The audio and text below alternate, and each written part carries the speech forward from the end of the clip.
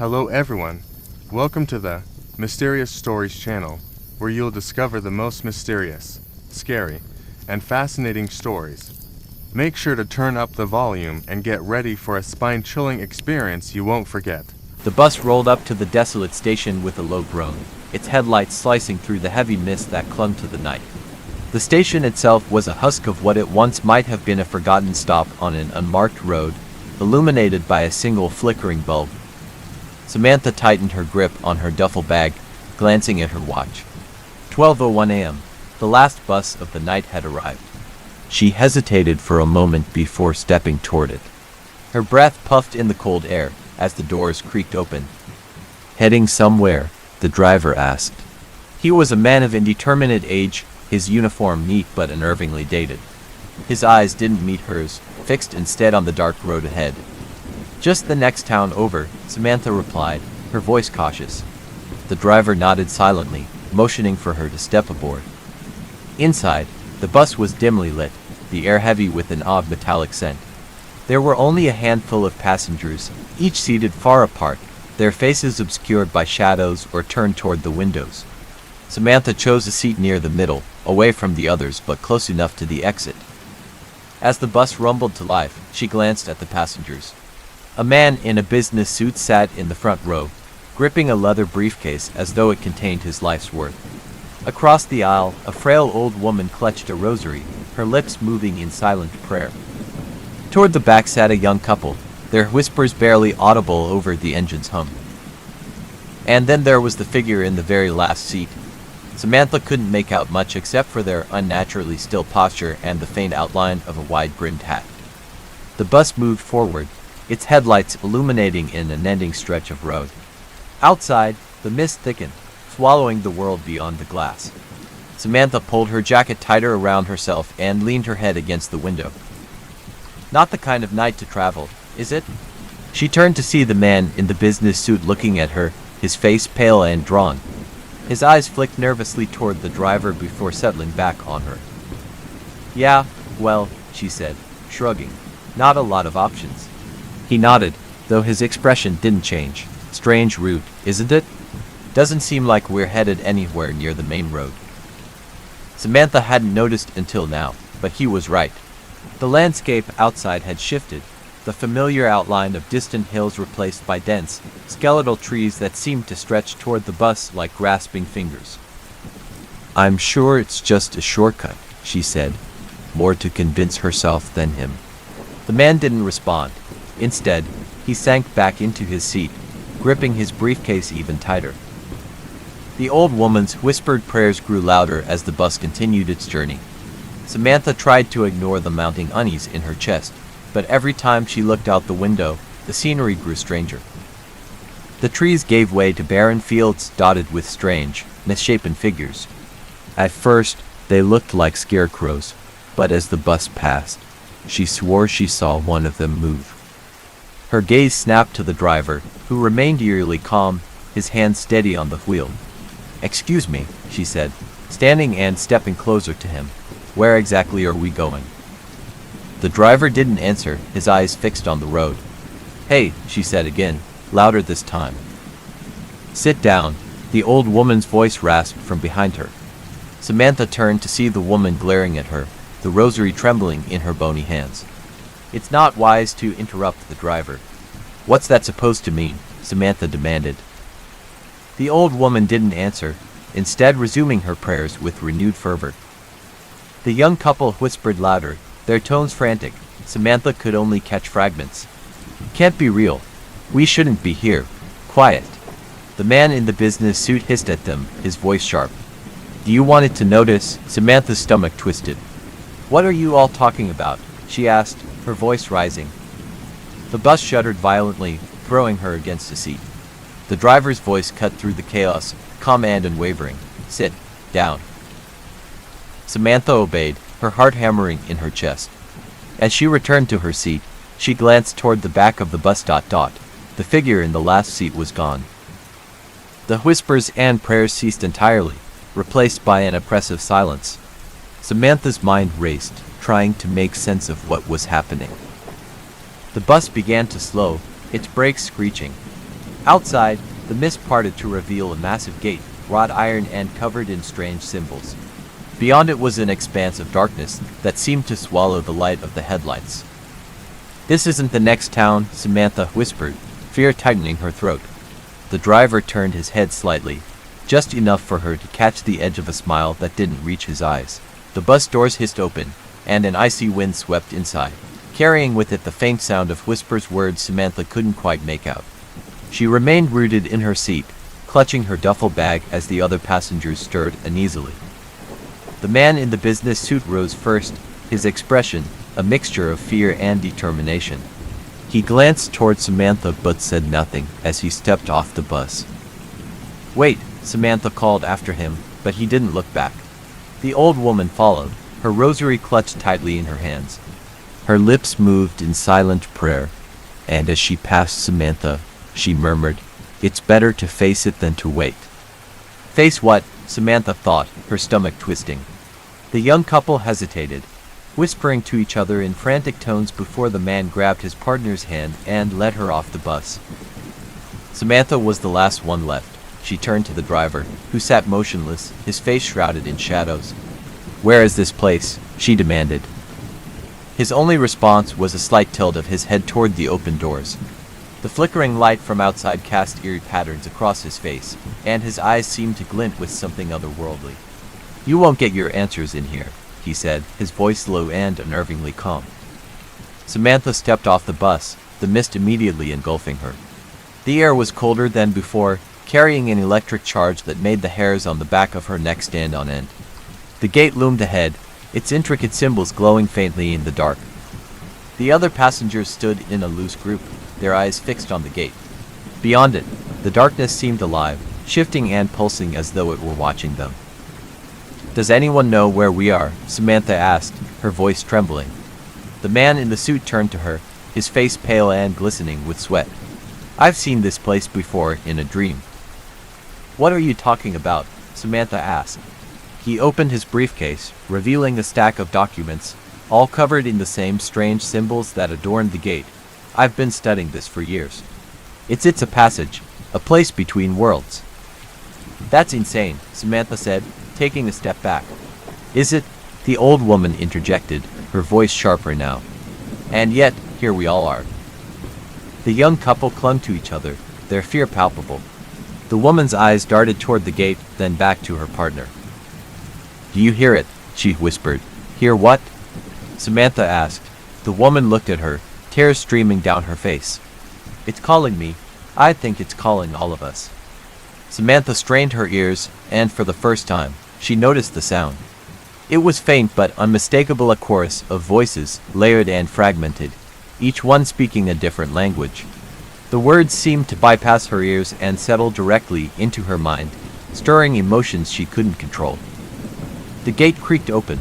No one touched it, but the massive iron doors swung inward, revealing a pathway of jagged stone leading into the darkness. The whispers grew louder, and the air grew heavier. "We have to go," the man in the suit said, stepping toward the path. "It's the only way forward." "Forward to what?" Samantha asked, her voice rising. He hesitated, glancing back at her. "Redemption. Judgment. I don't know, but it's better than staying here." The old woman nodded, clutching her rosary as she stepped forward. "We're not here by accident. This is where we're meant to be." The young couple followed, their movements hesitant but resolute. Samantha stayed where she was, her mind racing. She didn't believe in fate or destiny, but nothing about this felt random.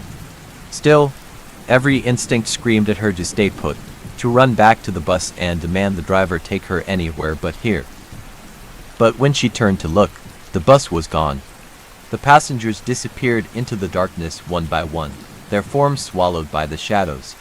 Samantha stood at the threshold, her breath quick and shallow. "Samantha," a voice whispered, soft and familiar. Her heart stopped. "Mom." It couldn't be. Her mother had died years ago, but the voice was unmistakable. It called her name again, clearer this time, and she felt a pull deep in her chest, urging her forward. She stepped onto the path. The air grew colder with each step, and the whispers shifted, becoming more personal. They spoke of her regrets, her fears, her failures. Every step felt heavier, the weight of her past pressing down on her. "You don't belong here," a voice growled from the shadows. Samantha froze, her eyes darting around. The others were nowhere to be seen, and the darkness seemed to close in on her. A figure emerged from the shadows, a tall, gaunt shape with glowing eyes and a smile that stretched to wide. "What do you want?" she demanded, her voice shaking. The figure tilted its head, studying her. "To see if you're worthy," it said, its voice echoing like a dozen speaking at once. "Worthy of what?" The figure's smile widened. "You'll see."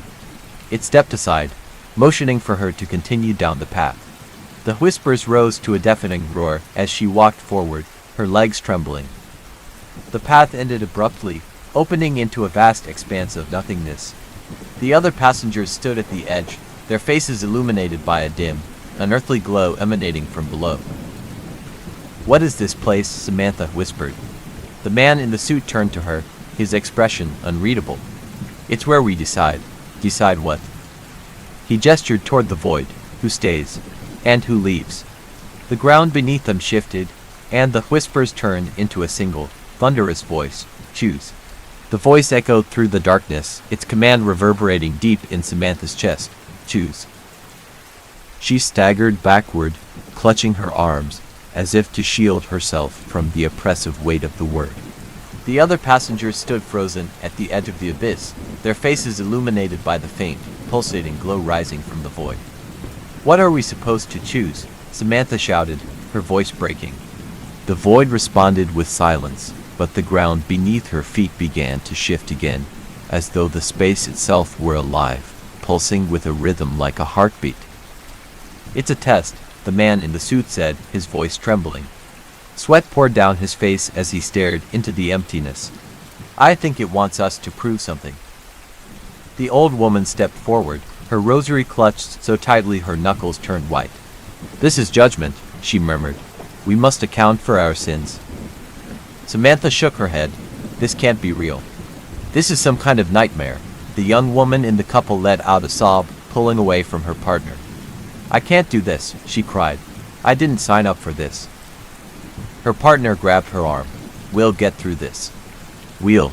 One must stay." The voice boomed again, cutting through their panic like a blade. The young couple fell silent, their faces pale. "One of us," Samantha whispered. The man in the suit nodded grimly. "It's always been about sacrifice. These things, they thrive on it."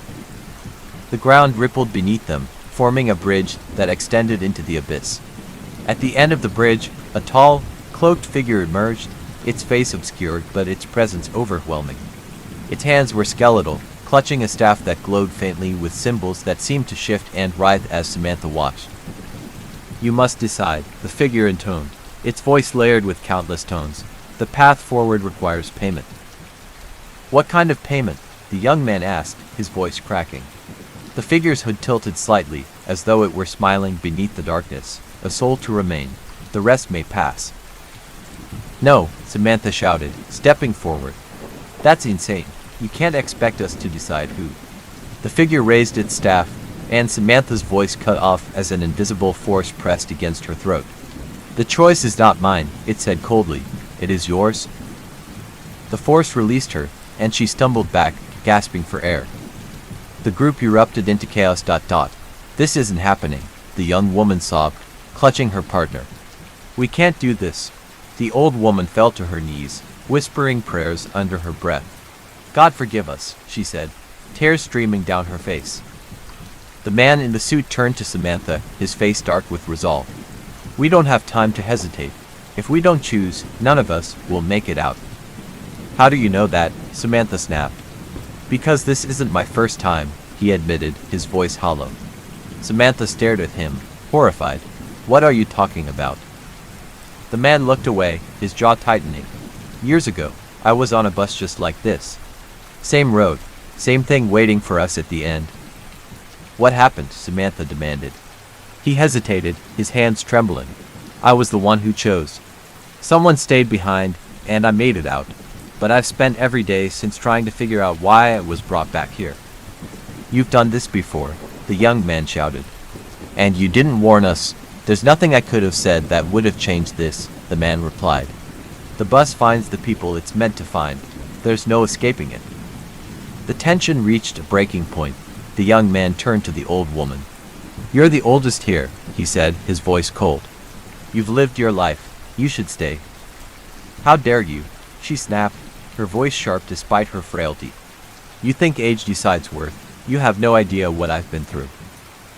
She's right, Samantha said, stepping between them. We can't make this decision based on something like that. The young woman broke into sobs, her hands clutching her hair. Why is this happening? Why us? The figure at the edge of the bridge spoke again, its voice reverberating through the void. Time runs short. Decide, or all shall remain. Samantha felt the weight of the moment crushing her. Everyone was talking, yelling, blaming, but she couldn't focus on their words. Her mind raced, and she felt an overwhelming sense of despair. What if none of us deserve to go? She said aloud, her voice trembling. The group fell silent, staring at her. What are you saying? The man in the suit asked. I'm saying maybe we're here because none of us are innocent, Samantha said. Maybe this is where we belong. That's ridiculous, the young man shouted. I don't deserve this. Do any of us? The old woman countered. We've all made choices that brought us here. The question is, who's willing to pay the price for the others? The silence that followed was deafening. Samantha looked at each of them, seeing their fear, their guilt, their desperation. And then she thought of her own life, the choices she'd made, the people she'd hurt, the things she'd left undone. If someone has to stay, she began, her voice shaking. Maybe it should be me. No, the young woman cried. You don't have to do this. Samantha met her gaze, tears streaming down her face. I don't want to, but if it means giving the rest of you a chance. The figure at the bridge tilted its head, its skeletal hand reaching out. The decision is made. Samantha hesitated, her heart pounding. The others looked at her, their faces a mix of relief and sorrow. Before she could speak, the man in the suit stepped forward. No, he said firmly. I'll stay. What? Samantha gasped. He turned to her, a faint smile on his lips. I've been here before. I should have stayed the first time. The figure nodded, its hand beckoning him forward. He walked onto the bridge, his steps steady despite the fear in his eyes. As he reached the edge, he turned back to the group. Don't waste this, he said. Make it count. With that, he stepped into the void, and the darkness swallowed him whole. The light was blinding, swallowing Samantha and the remaining passengers in a burst of warmth and weightlessness. For a moment, it felt like salvation, but as the light receded, they found themselves back inside the bus. It was moving again, the road beneath it smooth and endless. Outside, the world was cloaked in darkness, punctuated only by faint, unrecognizable shapes in the distance. Where are we now? The young woman asked, her voice hollow. The old woman clutched her rosary, her eyes scanning the darkness. We're not free yet. Samantha leaned against the window, her chest tightening. The man in the suit was gone. His seat was empty, a faint imprint of his presence lingering like a shadow. The driver was silent, his eyes fixed on the road. His hands gripped the wheel tightly, knuckles pale against the leather. Are we going back? Samantha asked, her voice trembling. The driver didn't respond. The air inside the bus felt heavier, colder. Samantha noticed something strange. Each of them looked different. The young couple sat apart, their faces pale and gaunt, as though drained of life. The old woman's hands trembled uncontrollably, her once strong voice now a whisper. Samantha felt it too, a hollow ache in her chest. A sense of something missing. What's happening to us? She asked, her voice barely audible. The old woman turned to her, her eyes wide with fear. We've given something up, she said. That man, he stayed behind, but we've all paid a price. The bus jolted suddenly, throwing Samantha against her seat. The lights flickered, and for a brief moment, the shadows inside the bus twisted unnaturally, forming shapes that shouldn't exist. The young woman screamed, pointing toward the back of the bus. There's something there. Samantha turned, her heart pounding. The aisle stretched endlessly, the rows of seats multiplying into the distance. At the far end, a figure sat slumped in a chair, its face obscured by darkness. It's him, the young man whispered. The man in the suit. No, Samantha said, shaking her head. He's gone. He sacrificed himself. The figure shifted, its head lifting slowly. Its face came into view, a hollow, empty void where eyes and a mouth should have been. The figure began to move, its skeletal frame dragging itself down the aisle. The lights flickered again, and with each flash, it grew closer. What does it want? The young woman cried, clutching her partner. The old woman clutched her rosary tighter, muttering prayers under her breath. It's come for the rest of the payment. None of us leave without paying in full. Samantha stood, her legs shaking. We can't just sit here and let it take us. There has to be a way to stop this. How? The young man shouted. You saw what happened back there. There's no stopping any of this.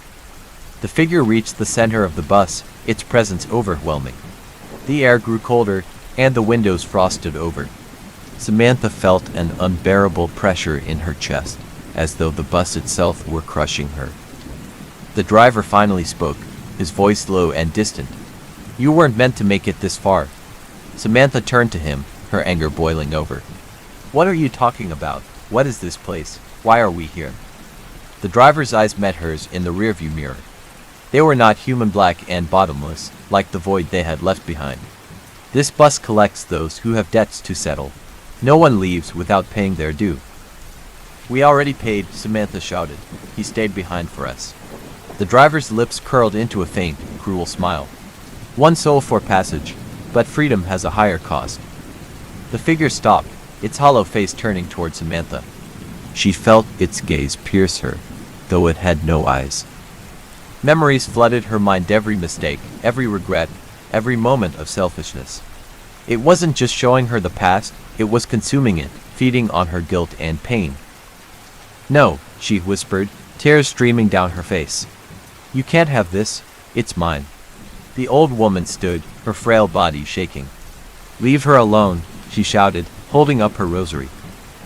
The figure paused, its attention shifting to the old woman. For a moment, it seemed to hesitate.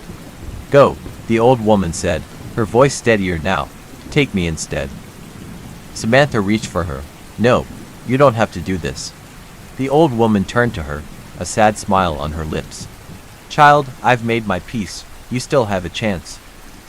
The figure moved toward the old woman, enveloping her in its shadow. She didn't scream. She didn't fight. She simply closed her eyes and whispered a final prayer. When the shadow receded, she was gone. The bus jolted again, the lights stabilizing. The oppressive weight lifted, and the frost on the windows melted. The driver spoke once more. Your debt is paid, for now. Samantha and the young couple sat in silence as the bus continued its journey. The world outside grew brighter, the darkness giving way to a faint, gray dawn. Where are we going now? The young woman asked, her voice barely audible. The driver didn't answer. Samantha stared out the window, her heart heavy. She didn't know what awaited them, but she knew one thing for certain. Freedom came at a cost. And she wasn't sure any of them would ever truly be free. The bus slowed, pulling into a deserted roadside stop. The doors creaked open, and the driver turned to them. This is your stop. They stepped off the bus, the cool morning air biting at their skin. Behind them, the bus pulled away, disappearing into the horizon. Samantha looked around, her heart sinking. The landscape was unfamiliar, barren and desolate. This isn't home, the young man said, his voice shaking. Samantha nodded, her fists clenched. No, it's not. And as the faint sound of the bus's engine faded into the distance, they realized the journey was far from over. The sweltering summer sun dipped low on the horizon, painting the vast expanse of the American Midwest in warm hues of orange and gold. Derek and Tyler, two lifelong friends in their late 20s, had been planning this road trip for months. They were finally hitting the iconic Route 66, a journey they hoped would be filled with adventure, laughter, and memories.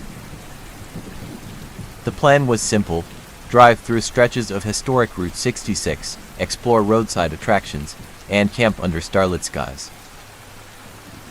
Both had taken a week off from their grueling corporate jobs, excited to escape into the unknown. Derek, the planner of the duo, sat behind the wheel of his trusty 1984 Ford Bronco, a vehicle that had seen better days but was reliable nonetheless. Tyler, armed with snacks and an old-school map, played the role of navigator, occasionally scrolling through his phone to find quirky stops along the way.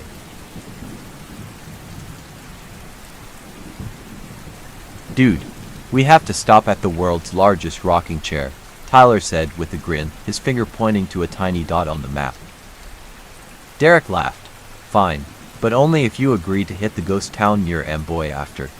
"Deal, but if we see any ghosts, you're driving us straight to the nearest motel," Tyler joked, though his chuckle held a nervous edge. As the miles stretched on, their enthusiasm remained high. They passed vintage diners with flickering neon signs and abandoned motels with peeling paint. The road seemed to stretch endlessly, flanked by barren deserts and skeletal trees that reached skyward like grasping hands. The sun dipped below the horizon, and darkness enveloped the landscape. The air turned eerily still, save for the steady hum of the Bronco's engine. Derek switched on the high beams, illuminating the empty road ahead. It was Tyler who first noticed the flickering light. "Hey, what's that up there?" he asked, leaning forward to squint into the distance. A gas station stood on the side of the road, its neon sign sputtering weakly in the darkness. "Hearts Gas and Stop," the sign read, though some letters had long since burned out, leaving it to glow faintly as HRT's SP. "Weird place for a gas station," Derek muttered, slowing the Bronco to a crawl. As they pulled closer, an unsettling feeling crept over them. The station looked abandoned, its windows coated in grime and its pumps rusted and cobwebbed. Yet, the faint neon light and a dim glow inside suggested someone or something was there. "I don't like this," Tyler whispered. "Relax, probably just some old-timer running a forgotten business," Derek replied, though his knuckles tightened on the steering wheel. Parking the Bronco near the pumps, Derek stepped out, his boots crunching against the gravel. The oppressive silence of the place was broken only by the faint buzzing of the neon sign. Tyler stayed in the truck, glancing around nervously. Derek approached the station's door and hesitated. Through the dirty glass, he thought he saw movement, a figure standing behind the counter. It didn't wave or move to greet him, just stood there, perfectly still. He pushed open the door, and the creak echoed loudly in the emptiness. The faint smell of mildew and gasoline greeted him as he stepped inside. "Hello," Derek called out, his voice uncertain. The figure behind the counter was a man, or at least it appeared to be. He wore an old-fashioned uniform, complete with a name tag that read Hank, though the letters were faded and barely legible. The man's face was pale, his eyes sunken and unblinking. "Need gas?" the man asked, his voice low and hollow. Derek nodded slowly. "Yeah, just fill it up." The man didn't respond, but seemed to glide out from behind the counter and toward the pumps. Derek felt a chill as the man passed him, the air growing noticeably colder. He rushed back to the Bronco, where Tyler was staring wide-eyed. "Did you see him?" Tyler whispered, his voice shaking.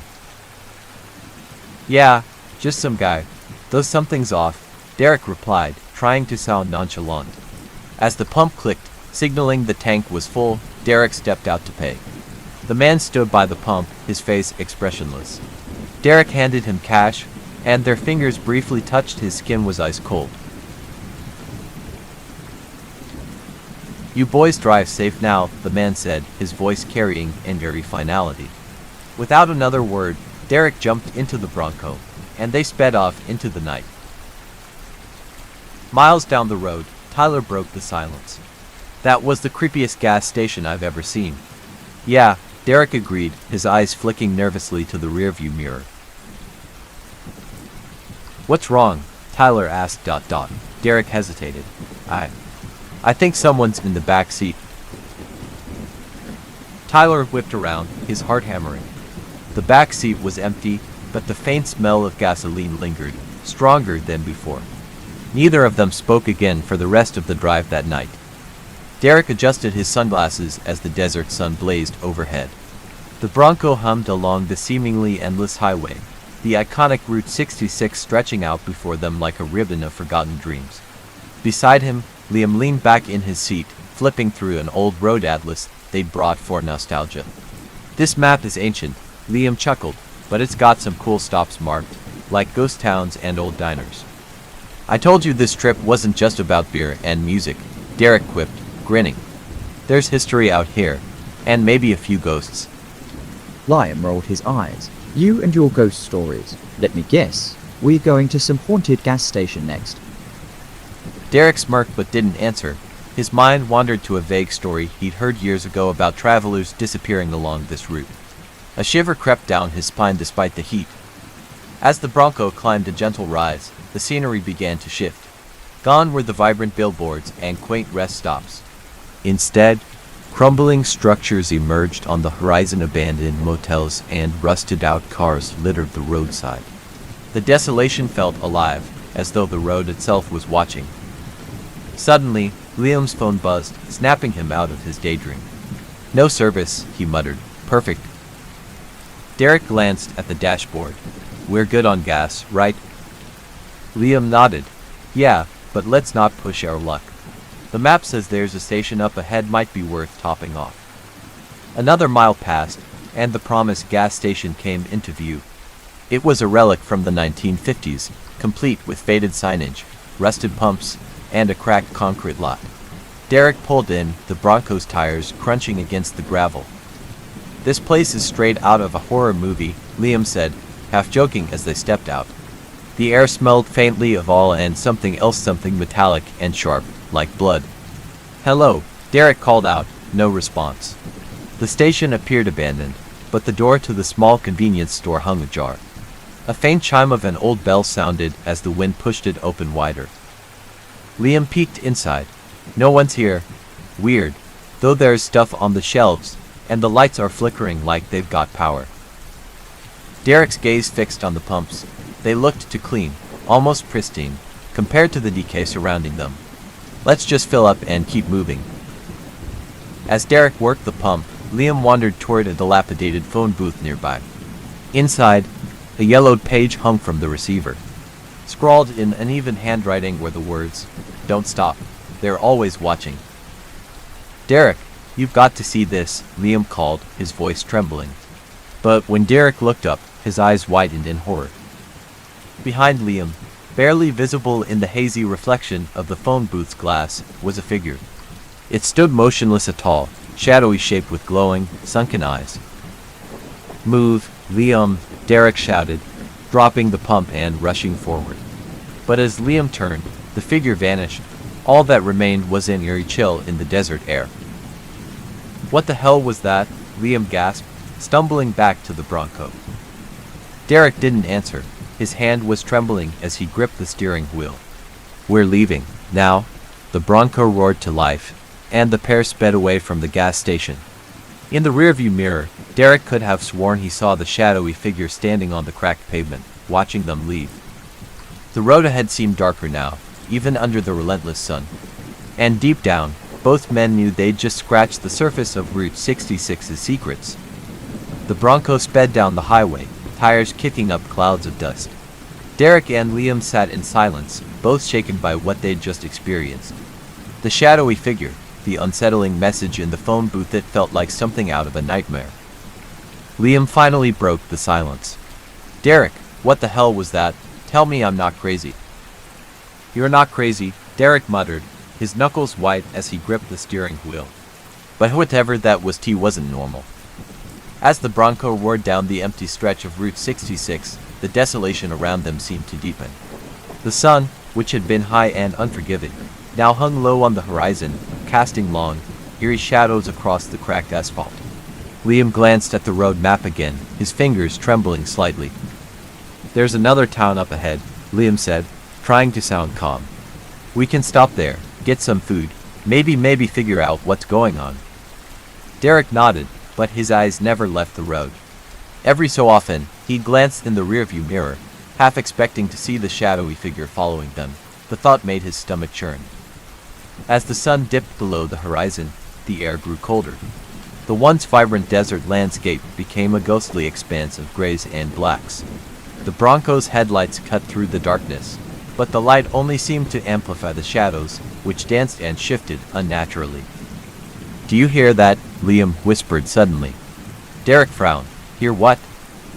Liam leaned closer to the window, his eyes scanning the darkness outside. "It's like a humming sound, low and constant, like a generator or—" Before he could finish, the Bronco's engine sputtered. Derek cursed under his breath as the vehicle slowed to a crawl. The headlights flickered, then went out completely, plunging them into darkness. "You've got to be kidding me," Derek muttered, slamming the steering wheel. He turned the key in the ignition, but the engine refused to start. "Great," Liam said, his voice dripping with sarcasm. "Stuck in the middle of nowhere, on a haunted road, with no cell service. What's next?" As if on cue, the faint humming sound Liam had mentioned grew louder. It was coming from somewhere behind them. Derek and Liam exchanged nervous glances before Derek grabbed a flashlight from the glove compartment. "Stay here," Derek said, stepping out of the Bronco. "Like hell I will," Liam shot back, following close behind. The two men stood in the cold desert air, their breaths visible in the dim beam of the flashlight. The humming sound seemed to come from all directions, making it impossible to pinpoint. Derek swept the light across the surrounding area, revealing nothing but the empty road and endless desert. And then they saw it. A faint glow appeared in the distance, hovering just above the horizon. It pulsed rhythmically, like a heartbeat, growing brighter and closer with each passing second. The humming intensified, vibrating through the ground beneath their feet. "What the hell is that?" Liam whispered, his voice barely audible over the noise. Before Derek could answer, the glow revealed itself to be coming from an old, decrepit sign-in advertisement for the same gas station they'd just fled. But the sign wasn't where it should have been. It stood directly in the middle of the road, as if mocking them. "That's not possible," Derek said, his voice shaking. "We left that place miles ago." As they stood frozen in disbelief, the shadows around them began to shift. Out of the corner of his eye, Derek saw movement, small, fleeting figures darting just beyond the edge of the flashlight's beam. "Get back in the car," Derek said, his voice low and urgent. But as they turned to retreat, a figure stepped into the light. It was the same shadowy presence they'd seen earlier, its eyes glowing with an unnatural light. It stood between them and the Bronco, blocking their escape. Liam's voice cracked as he whispered, "What do we do?" Derek tightened his grip on the flashlight, his mind racing. But before he could respond, the figure lunged toward them, and the flashlight went out, plunging everything into darkness. The world was swallowed by darkness as Derek and Liam stood frozen in place. The flashlight flickered feebly in Derek's trembling hand before it finally died, leaving only the faint hum in the air and the rapid pounding of their hearts. "Run!" Derek's voice broke the silence, snapping Liam out of his stunned daze. They sprinted toward the Bronco, their feet pounding against the cracked asphalt. The figure, now almost indistinguishable from the surrounding shadows, glided after them, its glowing eyes fixed intently on the fleeing men. It didn't run or stumble but seemed to close the distance effortlessly, as if the laws of motion didn't apply to it. Liam reached the Bronco first, yanking the passenger door open and diving inside. Derek wasn't far behind, slamming the driver's side door shut and jamming the key into the ignition. He twisted it frantically, praying for a miracle. The engine sputtered weakly, refusing to start. Come on," Derek hissed through gritted teeth. Liam twisted in his seat, staring out the rear window. The glowing-eyed figure stood just a few feet away, motionless now, its presence oppressive and suffocating. Then, without warning, it raised a hand and pointed directly at Liam. Liam felt an icy chill wash over him, as if something had reached into his chest and squeezed his heart. His breath came in shallow gasps, his vision swimming. "Derek," he choked out, "it's doing something to me." Derek's panic turned to anger. He slammed his fist on the steering wheel. "Hold on, buddy. We're getting out of here." As if responding to his determination, the Bronco roared to life. The headlights blazed, momentarily illuminating the road and the figure. What they saw made their blood run cold. The figure wasn't alone. Dozens of shadowy forms stood in the road and along the shoulders, their glowing eyes piercing through the darkness. They surrounded the Bronco, an unholy army of apparitions that seemed to have emerged from the very fabric of the night. "Floor it, Derek," Liam yelled, clutching his chest. Derek didn't need to be told twice. He slammed his foot on the gas, and the Bronco lurched forward. The figures didn't move. They simply stood in place, watching as the vehicle barreled through them. But as the Bronco passed, the headlights revealed their faces twisted, hollow visages frozen in expressions of torment. The Bronco hurtled down the road, the hum fading as they put distance between themselves and the gas station. Derek gripped the wheel tightly, his knuckles white. Liam slumped in his seat, breathing heavily but alive. "What the hell was that?" Liam finally asked, his voice barely audible. "I don't know," Derek replied, his eyes glued to the road. "But we're not stopping until we're out of this cursed stretch of highway."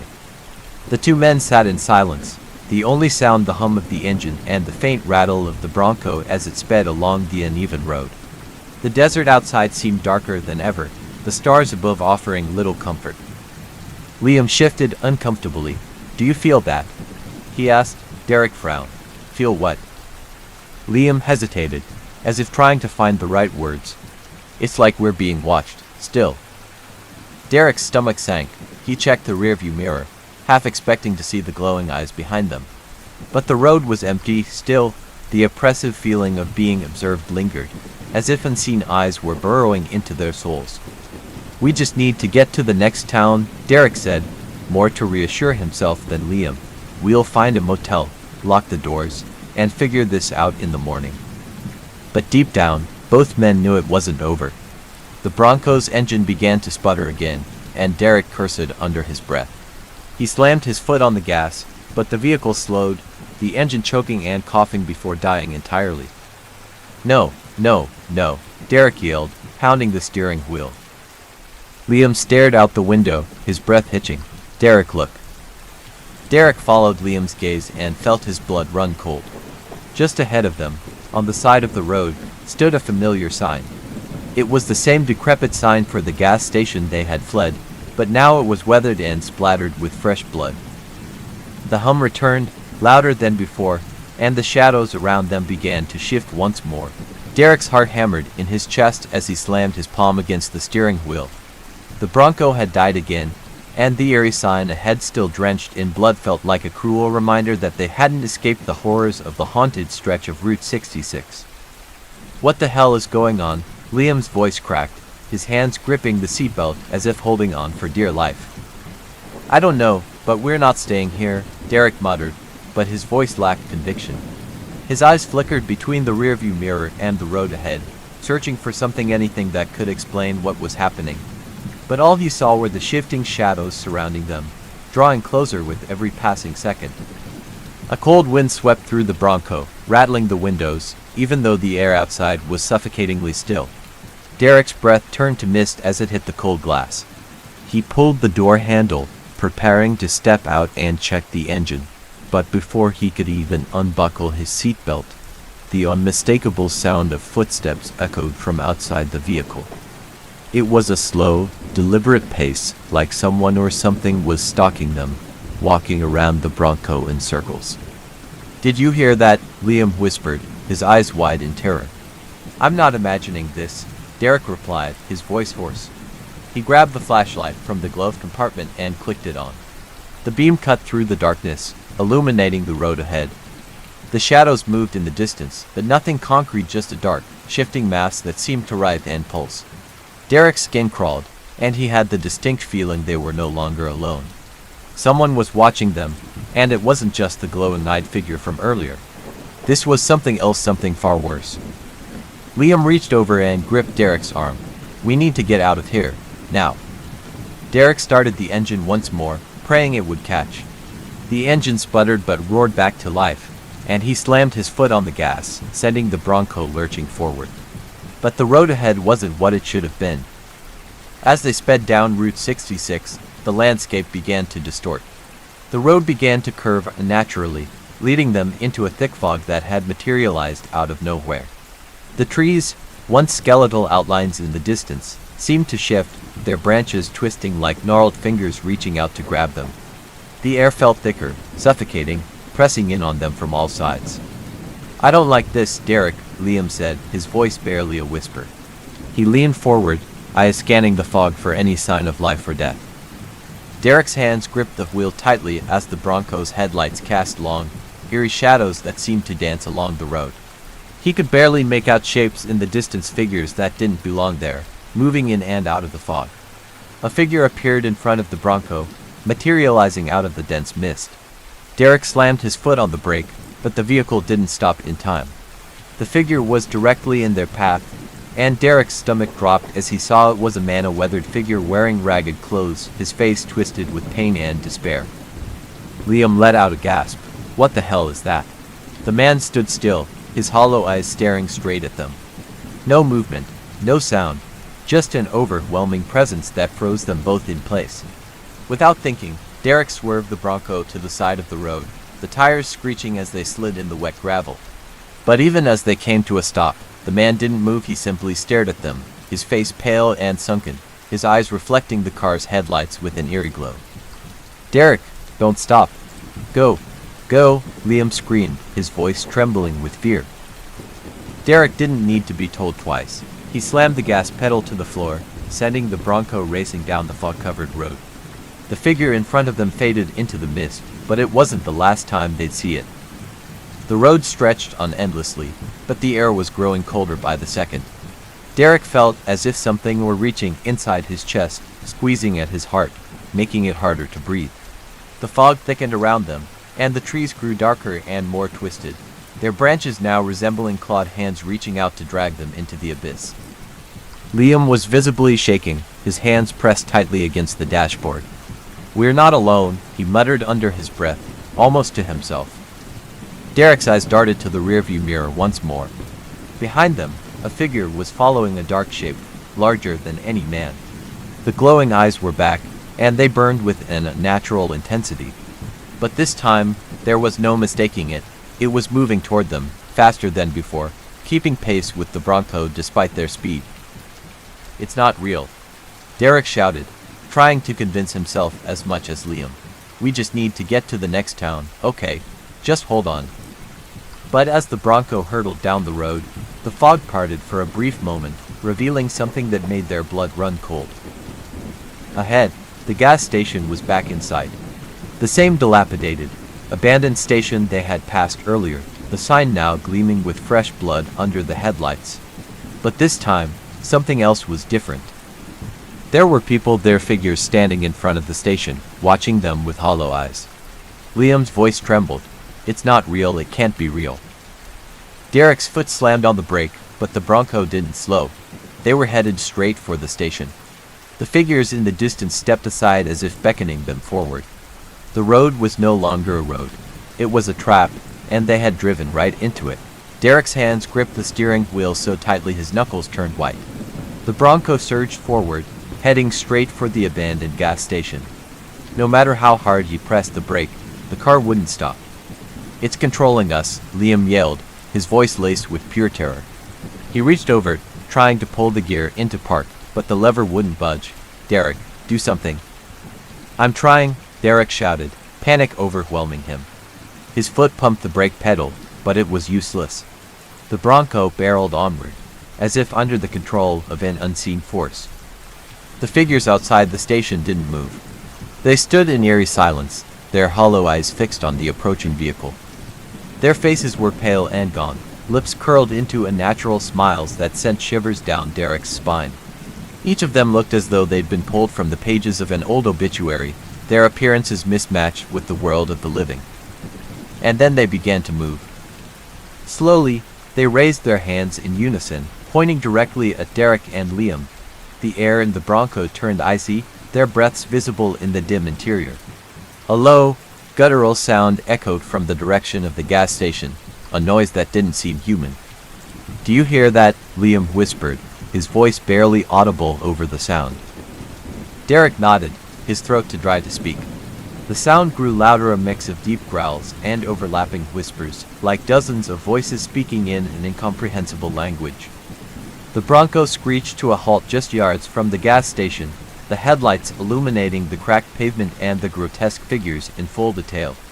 The glow of their eyes burned brighter, reflecting the beams.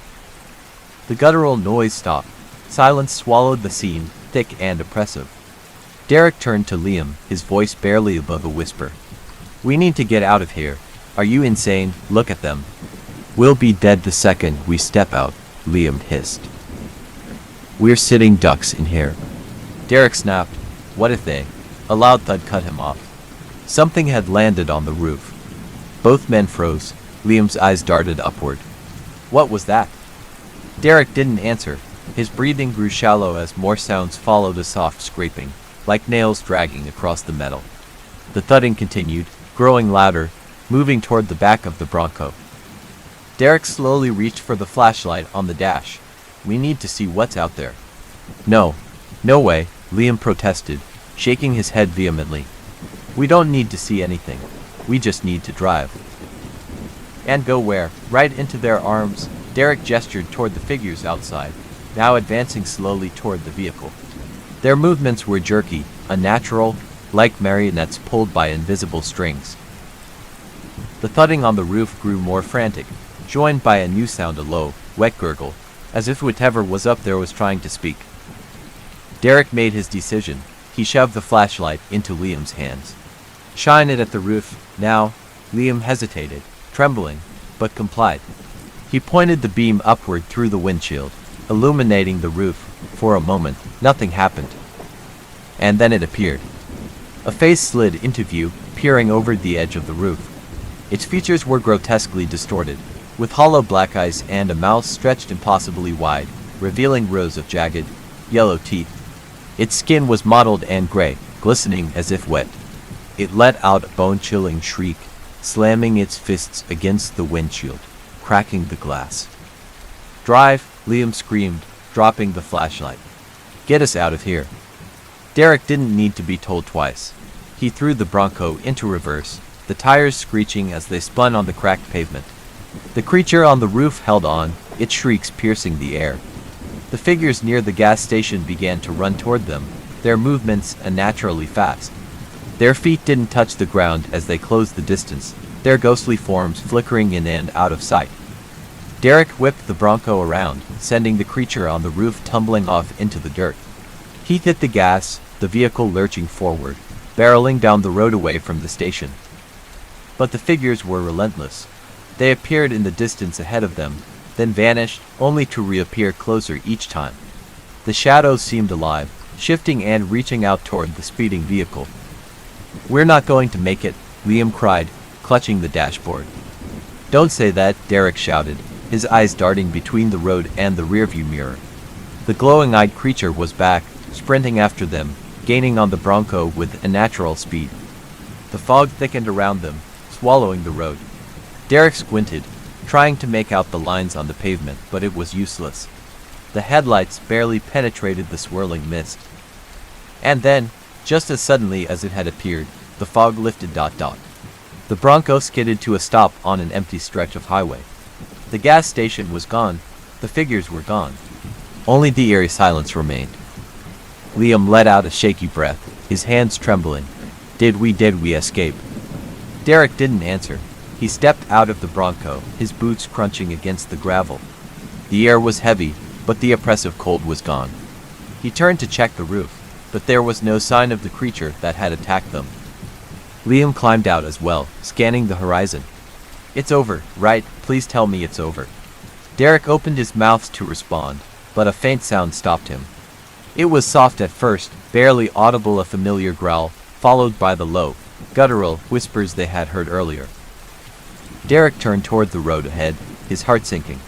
The gas station sign flickered into existence on the horizon, glowing ominously in the darkness. Derek's jaw tightened as the gas station sign flickered ahead, impossibly closer than it had been moments before. Liam stood frozen, staring in disbelief. We left it behind," Liam stammered. "How can it be here?" Derek didn't respond. His mind raced, trying to make sense of the situation. Every fiber of his being told him to run, but there was nowhere to go. The endless stretch of Route 66 surrounded them, barren and void of life. Suddenly, The Bronco's engine sputtered and died. The headlights dimmed, leaving the road drenched in shadow. No, no, no. Derek yelled, pounding the steering wheel. Not now. Liam tugged on Derek's sleeve, his voice trembling. Derek, look. The gas station wasn't just closer now, it was here. The neon sign buzzed faintly, casting an eerie glow over the cracked pavement. The pumps, rusted and lifeless, stood like silent sentinels. Shadows shifted in the dim light, figures moving just out of sight. Derek grabbed a flashlight from the glove box. Stay in the car. Like hell I will, Liam protested. You're not going out there alone. I need to check the engine, Derek snapped. We can't stay here.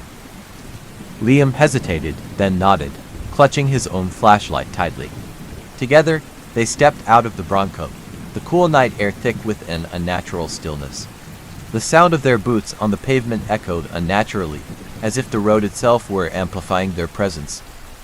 Derek popped the hood, his hands shaking as he fumbled with the latch.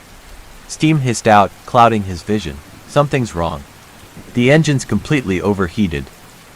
Derek, Liam whispered, his voice barely audible. What now? Derek growled, peering under the hood. Liam pointed toward the gas station. The figures were no longer in the shadows. They stood in the open, their hollow eyes glowing, their twisted smiles frozen on their faces. One of them, a tall, gaunt man in a tattered uniform, raised a skeletal hand and pointed directly at them. We're not welcome here, Liam muttered, his voice trembling. We need to leave, now. Derek slammed the hood shut. And go where? The Bronco's dead. Before Liam could respond, a low, guttural laugh echoed from the gas station. It was a sound unlike anything they'd ever heard, deep and hollow, filled with malice. The figures began to move, their jerky, unnatural movements accelerating as they approached. Back in the car, Derek shouted. They scrambled into the Bronco, locking the doors behind them. The figures closed in, surrounding the vehicle. Their faces pressed against the windows, grinning impossibly wide, their hollow eyes peering into their souls. Liam clutched Derek's arm. What do we do? They're going to get in, Derek's mind raced. He grabbed his flashlight and shone it directly at one of the figures. To his surprise, it recoiled, hissing as it retreated into the shadows. Light, Derek exclaimed. They hate the light. Liam fumbled with his own flashlight, turning it on and shining it at the figures. One by one, they backed away, their guttural growls filling the air. But then, the ground began to shake. A deep rumble resonated from beneath the gas station, growing louder with each passing second. The neon sign above the station flickered violently, and the earth cracked open, spewing black smoke. From the chasm emerged a new figure, taller, darker, more menacing than the others. Its glowing red eyes burned with malice, and its shadow stretched across the entire station. The smaller figures scattered, bowing as if in reverence to their master. What the hell is that? Liam screamed, his voice cracking. Derek didn't answer. He couldn't. The sheer presence of the entity left him paralyzed with fear. It stepped forward, the ground trembling with each step, until it stood mere feet from the Bronco. The creature raised a clawed hand and slammed it onto the hood of the vehicle, leaving deep gashes in the metal. The windows cracked under the pressure of its growl, a deafening, otherworldly sound that made their ears ring. Derek, we're going to die, Liam shouted, tears streaming down his face. Not yet, Derek muttered, his voice shaking but resolute. He grabbed the flashlight and shone it directly at the creature. The beam of light struck its face, causing it to recoil with a blood-curdling scream. The engine sputtered to life. It's working, Liam cried. Go, go, go. Derek slammed the Bronco into reverse, the tires screeching as the vehicle lurched backward.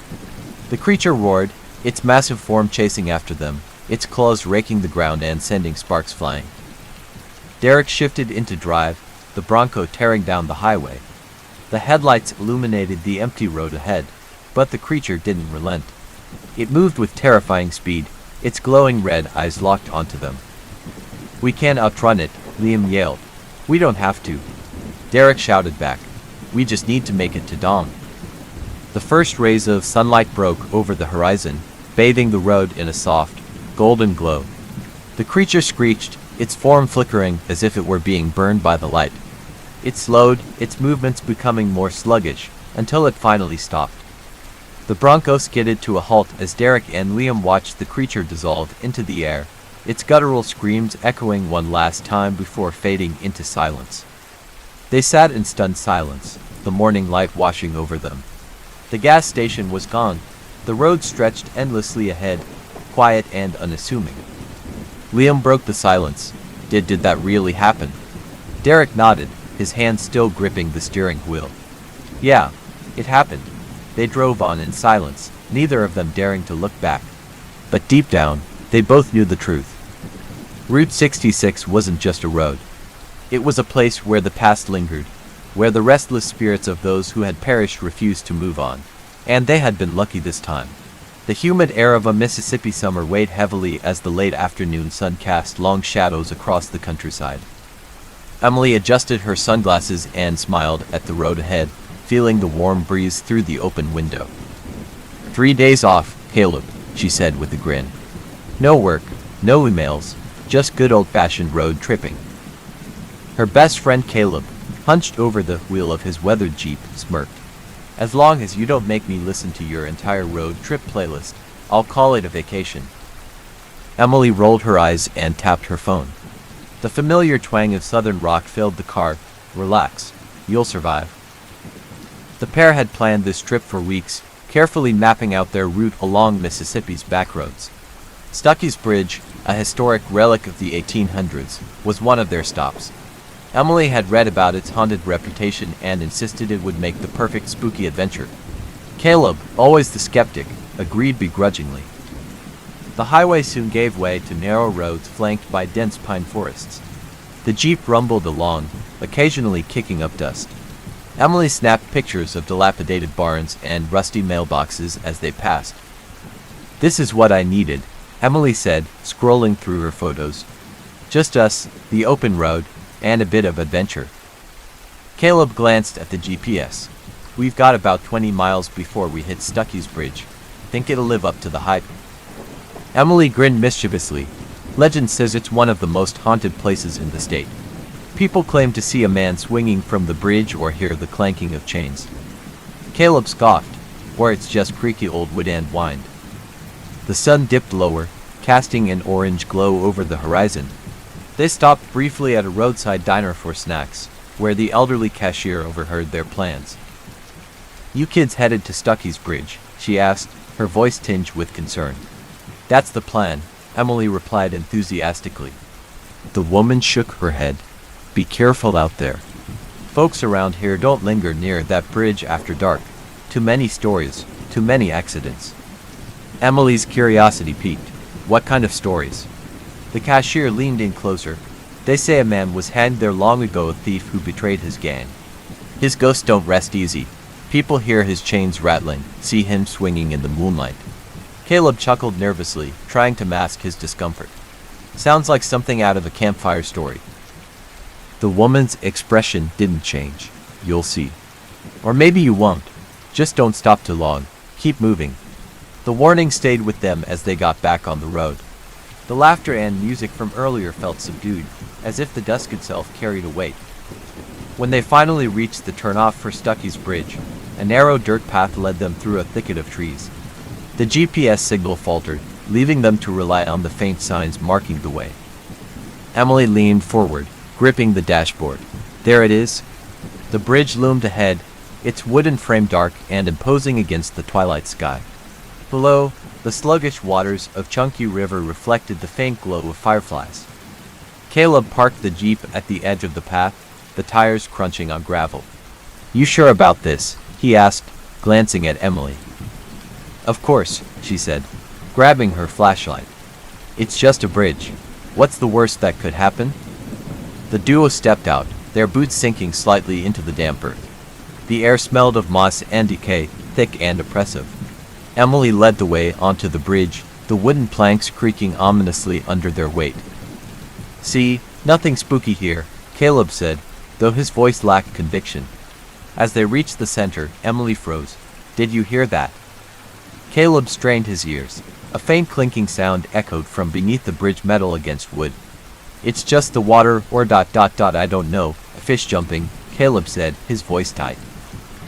But the sound grew louder, accompanied by the faint swish of rope. Emily gripped Caleb's arm, her flashlight beam trembling. Look. They both peered over the edge of the bridge. In the dim light, a shadowy figure swayed back and forth, suspended by an invisible rope. Caleb stumbled back. No way. That's not real. The figure jerked suddenly, its head snapping upward. Two hollow, glowing eyes locked onto them. The clinking of chains became deafening. Emily screamed, dragging Caleb toward the jeep. The bridge groaned beneath their frantic steps as if alive, urging them to leave. The jeep roared to life, its headlights illuminating the shadowy outline of the bridge as they sped away. In the rearview mirror, Emily caught one last glimpse of the figure, its chain swinging, its eyes burning through the darkness. Neither of them spoke for miles, the tension in the car thick and suffocating. Finally, Caleb broke the silence. Tell me you got that on camera, he said, half joking, half terrified. Emily shook her head. I don't think I ever want to see it again. The legend of Stuckey's Bridge had come alive, and their long weekend adventure had only just begun. The jeep sped down the dirt road, the dark forest closing in around them like a suffocating blanket. Caleb's hands gripped the wheel tightly, his knuckles white. Emily sat in stunned silence, clutching her flashlight like it was a lifeline. Neither of them spoke for several minutes, the sound of the tires on the gravel road the only thing breaking the oppressive quiet. The faint glow of the moon barely pierced the canopy of trees above. Finally, Emily broke the silence. Did we really just see that? Caleb exhaled sharply, his jaw tightening. I don't know what we saw, and I don't want to think about it. Let's just find a place to stay for the night, away from here. Emily nodded, glancing nervously out the window at the shifting shadows in the woods. Her mind replayed the image of the swinging figure and those hollow, glowing eyes. After driving for what felt like an eternity, the road widened, leading them to a small, desolate town. Most of the buildings were boarded up or abandoned, their darkened windows like empty eye sockets staring at the two strangers. This place doesn't exactly scream safe, Caleb muttered. Emily pointed to a flickering neon sign ahead. Look, that gas station's still open. Maybe someone there can help us. Caleb hesitated but eventually pulled into the lot. The gas station looked like it hadn't been updated since the 1970s. The paint was peeling, and the single gas pump stood like a forgotten relic. As they stepped inside, the door creaked loudly, announcing their arrival. The interior was dimly lit, shelves sparsely stocked with dusty snacks and outdated magazines. Behind the counter sat an old man, his face lined with age and a permanent scowl.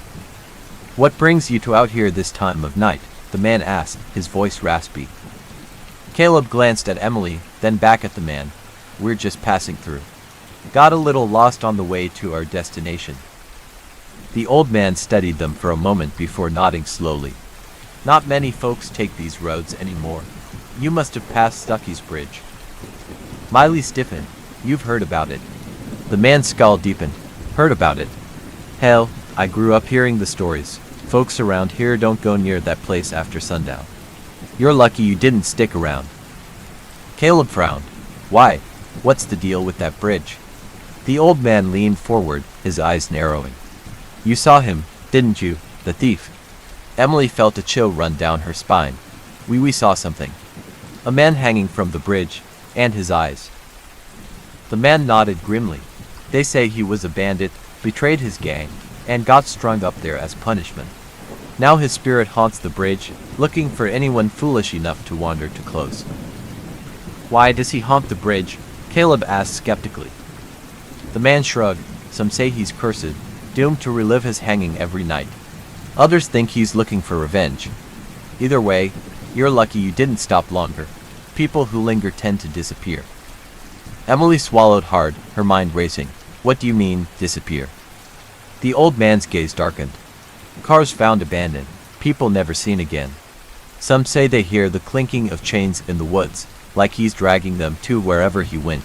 You don't mess with that bridge. Caleb rubbed the back of his neck, clearly unnerved. Thanks for the advice. We'll stay far away from it. The man nodded. Good. There's a motel about 5 miles down the road. Get some rest and keep moving in the morning. Don't stop for anything strange, no matter what you see or hear. As they left the gas station, Emily couldn't shake the feeling of being watched. She glanced over her shoulder, but saw only the empty road stretching behind them. The Jeep rumbled back onto the main road, and the neon sign of the gas station faded into the distance. "You think he was just trying to scare us?" Caleb asked, breaking the silence. Emily shook her head. "I don't know, Caleb. But whatever we saw back there felt real." The road ahead grew darker, the trees casting long, twisted shadows. A low fog began to roll in, obscuring the edges of the forest. The uneasy silence was broken by the occasional rustling of leaves, though there was no wind. "Did you hear that?" Emily whispered. Caleb tightened his grip on the wheel. "It's just animals, don't freak yourself out." But the sound grew louder, chains dragging across gravel. Emily's breath hitched. "Caleb, it's getting closer." Caleb glanced in the rearview mirror, his heart racing. Behind them, the fog seemed to coalesce, forming a dark, shifting shape. "Hang on," he muttered, pressing the gas pedal. The Jeep lurched forward, the engine roaring as Caleb pushed it to its limits. Emily clung to the seat, her eyes fixed on the growing shadow in the mirror. "Don't look back," Caleb shouted, but Emily couldn't help herself. The shadow had taken shape a man, his form twisted and grotesque, swinging a set of rusted chains that glinted in the moonlight. His hollow eyes burned with an unnatural light, locking onto hers. The figure raised a hand, and the chains flew forward, wrapping around the rear bumper with a deafening clang. "Caleb, he's got us," Emily screamed. The Jeep shuddered as Caleb swerved wildly, trying to break free. The chains groaned under the strain, but the figure held firm, his face twisted into a sinister grin. With a final, desperate turn, Caleb veered onto a side road, the chains snapping free and clattering to the ground. The Jeep skidded to a halt, the two friends gasping for air. "Is he gone?" Emily whispered. Caleb stared at the road behind them, now shrouded in fog. There was no sign of the figure. "I don't know," he said, his voice shaking. "But I'm not waiting around to find out." As they drove on, the weight of the night pressed heavily on them.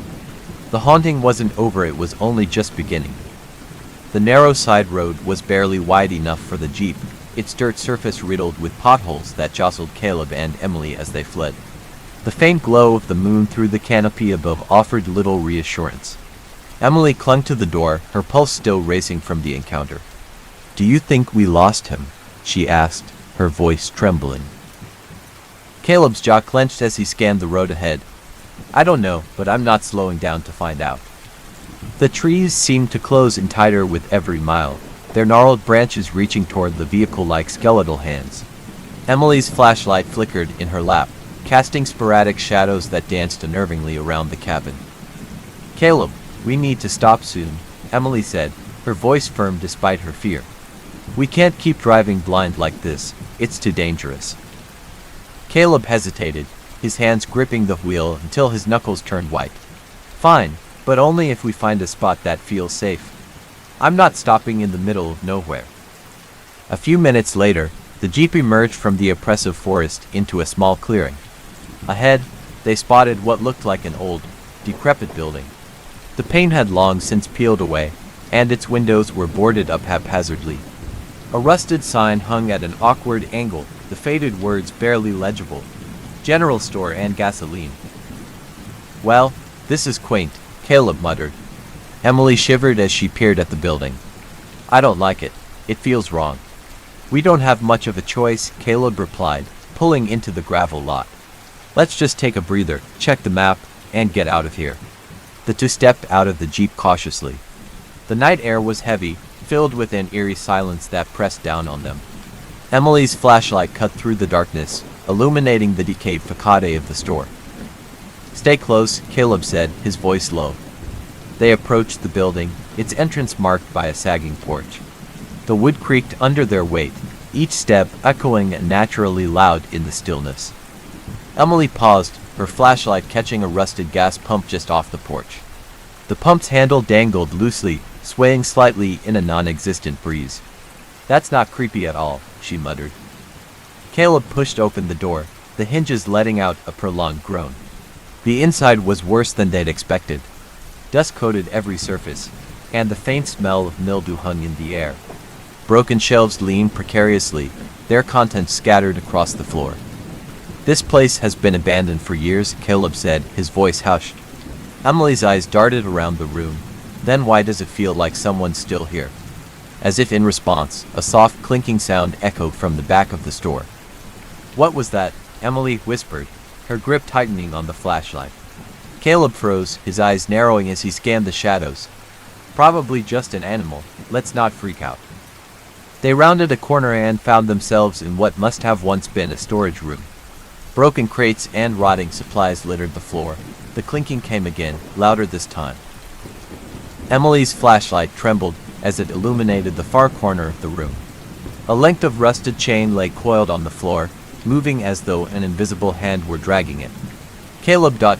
Emily's voice was barely a whisper. Before he could respond, the chain snapped taut, flying toward them with a deafening clang. Caleb grabbed Emily's arm and yanked her back just as the chain struck the wall where they'd been standing. "Run!" he shouted, pulling her toward the exit. They stumbled back into the main room, but the way out was blocked. The door they'd entered through was now covered in thick, twisting chains that seemed to pulse with a life of their own. "We're trapped," Emily cried. The air grew colder, their breaths visible as they struggled to comprehend what was happening. A low, guttural laugh filled the room, sending shivers down their spines. Caleb spun around, his heart hammering. "Who's there?" The laugh grew louder, more menacing. From the shadows, a figure began to materialize. It was the same man they'd seen on the bridge, his hollow eyes glowing with a sickly yellow light. The chains on the door writhed in response to his presence, clinking and groaning like tortured metal. "You shouldn't have come here," the figure rasped, his voice echoing unnaturally. Caleb stepped in front of Emily, his fists clenched. "What do you want from us?" The figure tilted its head, a sinister grin spreading across its face, to finish what was started long ago. The chains shot toward them, wrapping around Caleb's legs and dragging him to the ground. Emily screamed, lunging forward to grab him, but more chains slithered toward her, binding her arms and pinning her to the floor. "You can't escape," the figure said, its voice reverberating through the room. "This place is mine, and now so are you." The room began to spin, the walls dissolving into darkness. Caleb and Emily's screams were swallowed by the void as the figure loomed over them, its laughter ringing out into the night. The darkness consumed Caleb and Emily as if the entire world had vanished. Their screams echoed in the black void, then faded into an oppressive silence. Suddenly, the cold, suffocating air shifted, and they found themselves sprawled on the dirt floor of the decrepit gas station. Emily gasped for breath, struggling to free her arms from the icy grip of the spectral chains. The chains began to dissolve into wisps of smoke, leaving faint burn marks on her wrists. Caleb, coughing and groaning, rolled onto his knees, his legs trembling as he tried to stand. What just happened?" Caleb stammered, his voice hoarse. Emily shook her head, her eyes darting around the dimly lit room. The oppressive energy had lessened, but the room still pulsed with an unnatural heaviness. "I don't know, but we need to get out of here. Now." They stumbled toward the door, which was no longer bound by the chains. Caleb pushed it open cautiously, but the creak of the hinges sounded deafening in the stillness. The night outside was eerily quiet. The forest that had seemed so alive with threatening shadows earlier now loomed, silent and still. Moonlight filtered through the trees, casting ghostly patterns on the ground. "Do you think he's gone?" Emily whispered, her voice barely audible. "I don't know," Caleb replied, glancing back at the gas station. Its windows were dark, reflecting the pale moonlight like empty eyes. "But I'm not sticking around to find out." They hurried back to the jeep, parked haphazardly in the gravel lot. Caleb fumbled with the keys, his hands shaking, as Emily scanned the tree line for any signs of movement. "Caleb, hurry," she urged, her voice trembling. Finally, the engine roared to life. Caleb slammed the jeep into reverse and spun it around, the tires kicking up a cloud of dust. As they sped back toward the main road, Emily kept looking over her shoulder, expecting the spectral figure to reappear at any moment. But the road ahead was no refuge. the further they drove, the more distorted the scenery became. The trees seemed to twist unnaturally, their branches forming grotesque shapes that clawed at the night sky. Shadows flitted across the road, darting just out of view. "This isn't the way we came," Emily said, her voice rising in panic. "I know," Caleb snapped, gripping the wheel tighter. "But the GPS isn't working, and the road keeps changing." Emily glanced at her phone. The screen was blank, the battery inexplicably dead. "We're trapped," she whispered, fear creeping into her voice. As if to confirm her words, the Jeep's headlights flickered. Caleb slammed the brakes, bringing the vehicle to a screeching halt. "What's wrong?" Emily asked, her heart pounding. "The lights," Caleb muttered, staring at the dim beams as they struggled against the encroaching darkness. "Something's messing with them." Before Emily could respond, a faint sound reached their ears, a soft, rhythmic creaking. It was coming from behind them. Emily turned slowly, dread pooling in her stomach. In the distance, silhouetted by the dim glow of the moon, was the bridge, Stucky's bridge. "That's impossible," she whispered, her voice shaking. "We drove for miles. How are we back here?" The creaking grew louder, and with it came a faint, metallic clinking. Emily's breath hitched as she spotted the source of the sound, a length of chain swaying gently from the underside of the bridge, as if someone or something was swinging from it. Caleb grabbed her arm. "We're not staying to find out. Buckle up." He slammed on the gas, the Jeep lurching forward. But no matter how far they drove, the bridge seemed to follow them. Every turn they made, every attempt to lose it, ended with the same sight: the dark silhouette of Stucky's bridge looming in the distance. "This can't be real," Caleb muttered, his knuckles white on the wheel. Emily's voice was barely a whisper. "It's him. He's doing this." As if on cue, the Jeep's engine sputtered, then died. The headlights flickered once, twice, and then went dark. "No, no, no," Caleb shouted, pounding the steering wheel. The silence that followed was suffocating. Then came the sound again, the creaking of the chain, now impossibly close. Emily fumbled for the flashlight, her hands shaking. She clicked it on and pointed it toward the bridge. The beam illuminated a figure standing in the middle of the road. It was the same man they'd seen earlier, his gaunt face pale and hollow, his eyes glowing faintly in the darkness. The chains that hung from his shoulders clinked softly as he took a step toward them. "Leave us alone," Caleb shouted, grabbing a tire iron from under his seat. The figure stopped, tilting its head as if considering Caleb's defiance. Then it raised a skeletal hand, pointing directly at the Jeep. The vehicle shuddered violently, its windows fogging up as an icy chill filled the air. Emily screamed as the doors locked with a loud click. "Caleb, do something," she cried, banging on the window. Caleb swung the tire iron at the glass, but it didn't even crack. The figure stepped closer, its hollow eyes fixed on them. "You can't escape," it rasped, its voice like dry leaves scraping across the ground. "This is my domain." As the words echoed in their ears, the ground beneath the Jeep began to tremble. The chains appeared again, slithering up from the darkness like metal serpents. Emily and Caleb clung to each other, their terror mounting as the chains wrapped around the Jeep, dragging it backward toward the bridge. The Jeep jerked to a halt at the edge of the bridge, its tires skidding on the loose gravel. Caleb and Emily were frozen in place, staring at the spectral figure now standing directly in front of the hood. Its chains glimmered faintly in the moonlight, coiling and uncoiling like living things. "Don't move," Caleb whispered, his voice trembling. "What does it want?" Emily's voice was barely audible, her eyes wide with fear. The figure raised its head slowly, revealing the hollow, glowing eyes that seemed to pierce through their very souls. It opened its mouth, and a low, guttural whisper filled the air, though the words were indecipherable. The ground beneath the Jeep trembled again, and the chains began to slither forward, snaking over the hood and crawling toward the windshield. Emily screamed, pressing herself against her seat as the cold, metallic links tapped against the glass. "Get us out of here," she cried. Caleb fumbled with the keys, turning them in the ignition, but the engine refused to start. He slammed his fist against the dashboard in frustration. "Come on." The figure tilted its head, as if amused by their panic. Then, with a sharp, echoing clang, one of the chains smashed against the windshield, creating a jagged crack. "We're sitting ducks here," Caleb muttered. He grabbed the tire iron again and turned to Emily. We have to get out of the car. Run to the other side of the bridge. Are you insane? Emily snapped, her voice shaking. That thing is out there. We don't have a choice.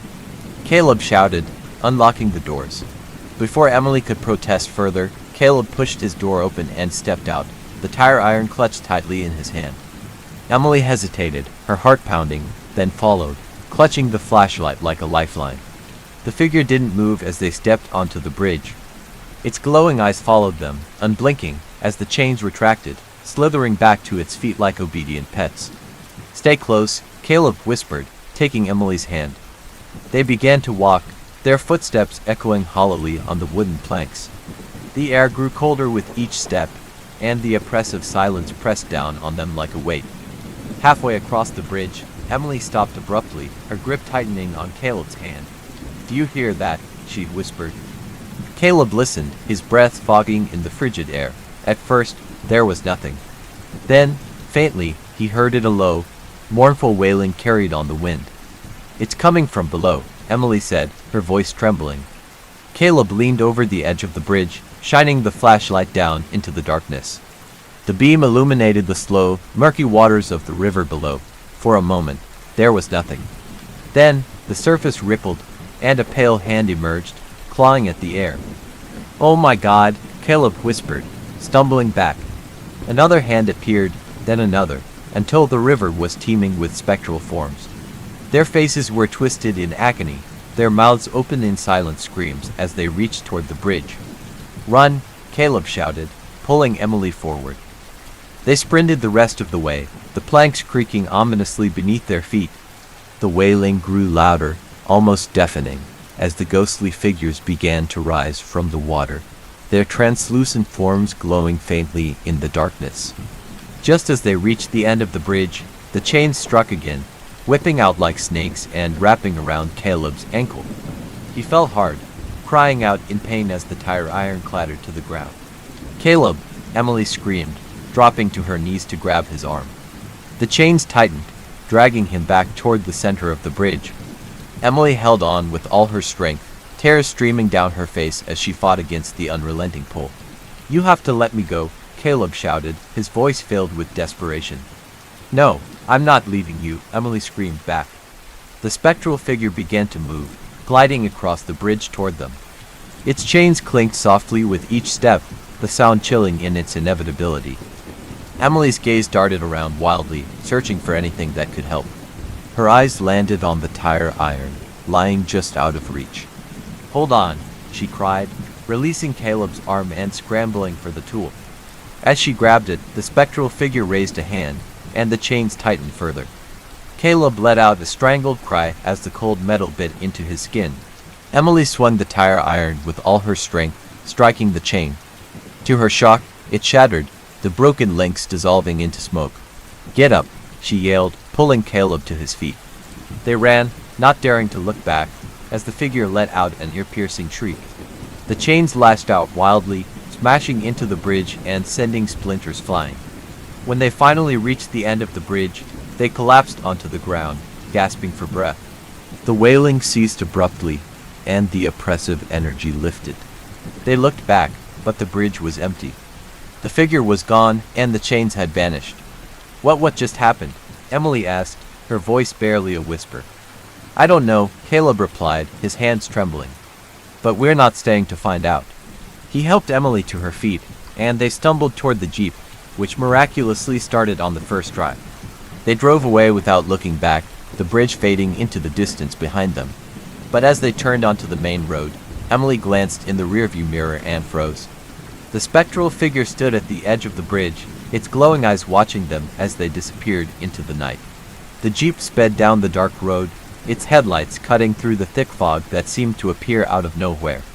Caleb's knuckles were white as he gripped the steering wheel, his foot pressing hard on the gas pedal. Emily sat in the passenger seat, clutching the tire iron tightly, her eyes darting to the side mirrors. The figure was gone, but the oppressive sense of dread lingered, heavy and uncheckable. Do you think it's over? Emily asked, her voice barely above a whisper. I don't know, Caleb replied, his voice strained. but we're not stopping until we're miles away from this place. The fog thickened, swallowing the road ahead. The GPS on Caleb's phone flickered, the screen freezing before turning off entirely. No, no, no, Caleb muttered, tapping the screen. What's wrong? Emily asked, her grip tightening on the tire iron. The GPS just died, he said. Just keep going straight, Emily said, trying to sound confident. We'll find a highway eventually, but the road seemed endless, winding deeper into the fog. The forest on either side loomed closer, the gnarled trees casting eerie shadows. The silence was oppressive, broken only by the hum of the engine. Then, without warning, the Jeep jolted violently, as if something had struck it from beneath. What was that? Emily cried, her heart pounding. Caleb slowed the car, his eyes scanning the road. I don't know. Maybe a pothole. Another jolt shook the Jeep, this time more forceful. The engine sputtered, and the car rolled to a stop. No, no, no, Caleb muttered, turning the key in the ignition. The engine cranked but wouldn't start. We can't stay here, Emily said, her voice trembling. Caleb reached for his flashlight and opened the door. Stay in the car, he instructed. Like hell I will, Emily snapped, grabbing her flashlight and stepping out after him. The air outside was unnaturally cold, and the fog seemed to cling to them, muffling their movements. Caleb crouched down to inspect the tires, his breath visible in the frigid air. They're fine, he said, his brow furrowed. Nothing's wrong with the car. A low, metallic scraping sound echoed from the woods, sending a chill down their spines. What's that? Emily whispered, her flashlight beam trembling as she pointed it toward the trees. I don't know, Caleb replied, standing slowly. The sound grew louder, accompanied by faint whispers that seemed to come from all directions. We need to leave, now, Emily said, grabbing Caleb's arm. They turned back toward the Jeep, but froze in their tracks. Standing in the middle of the road, illuminated by the headlights, was the spectral figure. Its chains lay coiled at its feet, and its glowing eyes locked onto them with malevolent intent. Why won't it leave us alone? Emily whispered, her voice cracking. The figure raised its arms, and the chains sprang to life, slithering toward them like snakes. Run, Caleb shouted, grabbing Emily's hand and pulling her into the woods. The trees closed in around them as they ran, their flashlights bouncing wildly in the darkness. The chains crashed through the underbrush behind them, snapping at their heels. Over there, Emily shouted, pointing to a faint light in the distance. They burst into a clearing and found themselves standing in front of an old, dilapidated gas station. The sign above the door hung crookedly, and the windows were boarded up. Are you kidding me? Caleb muttered. It's better than staying out here, Emily said, dragging him toward the door. The chains were closing in, tearing through the underbrush with a deafening clatter. Caleb pushed the door open, and they stumbled inside, slamming it shut behind them. The interior was dark and filled with the smell of mildew. Dust-covered shelves lined the walls, and the faint glow of a single light bulb flickered overhead. Do you think we're safe in here? Emily asked, her voice shaking. A loud crash answered her question as the chain smashed against the door, splintering the wood. We have to find something to block it, Caleb shouted, grabbing a shelf and shoving it against the door. The chain slammed against the door again, shaking the entire structure. This isn't going to hold, Emily cried. Caleb's flashlight beam landed on a hatch in the floor. There, he said, pulling it open. They climbed down into the darkness, the sound of the chains growing fainter as they descended.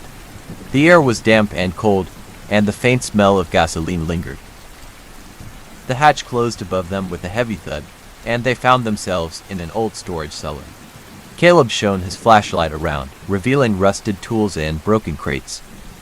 Do you think it'll follow us down here? Emily whispered. I don't know, Caleb replied, his voice barely audible. The silence was deafening. Then, faintly, they heard the sound of chains dragging across the floor above them. It's in the building, Emily said, her eyes wide with fear. They backed into a corner, their flashlights shaking as the sound grew louder. Suddenly, the chain smashed through the hatch, and the spectral figure descended into the cellar. Its glowing eyes burned brighter than ever, and its chains lashed out, striking the walls and floor. "We're trapped," Emily whispered, clutching Caleb's arm. The figure advanced, its chains coiling and uncoiling like living creatures. Just as it raised its arms for the final strike, the ground beneath their feet began to shake. The walls of the cellar cracked, and a deafening roar filled the air. The figure froze, its glowing eyes dimming as the entire structure began to collapse. Caleb grabbed Emily's hand, and they ran toward a faint beam of light breaking through the wall. They emerged into the forest just as the gas station collapsed behind them, burying the spectral figure in a cloud of dust and rubble. They didn't stop running until they reached the road, where the first light of dawn was breaking over the horizon. As they collapsed onto the pavement, gasping for breath, Emily looked back at the forest. "Do you think it's really gone?" she asked. "I don't know," Caleb replied, his voice hollow. "But I'm not sticking around to find out." They flagged down a passing car and didn't look back as they drove away, leaving Stuckey's Bridge and its haunting legacy behind them. The rain fell in relentless sheets, drenching the narrow dirt road that wound through the dense forest. Claire gripped the steering wheel tightly, her knuckles white as she squinted through the windshield. The wipers struggled against the torrent, the rhythmic thud of rubber against glass the only sound cutting through the storm.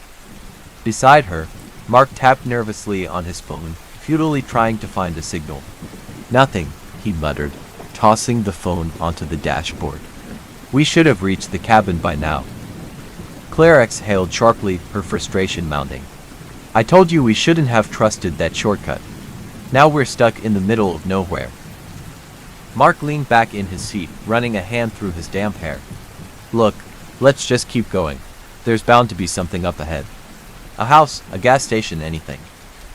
As if summoned by his words, a structure loomed into view through the haze of rain, a towering building shrouded in shadow. Its silhouette was jagged, with turrets and broken windows that gave it the appearance of a giant, slumbering beast. "What is that?"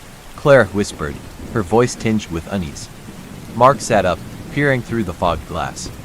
"Looks like an old hospital, or a mansion, maybe?" Claire hesitated, her instincts screaming at her to turn back. But the gas gauge was perilously low, and the storm showed no signs of letting up.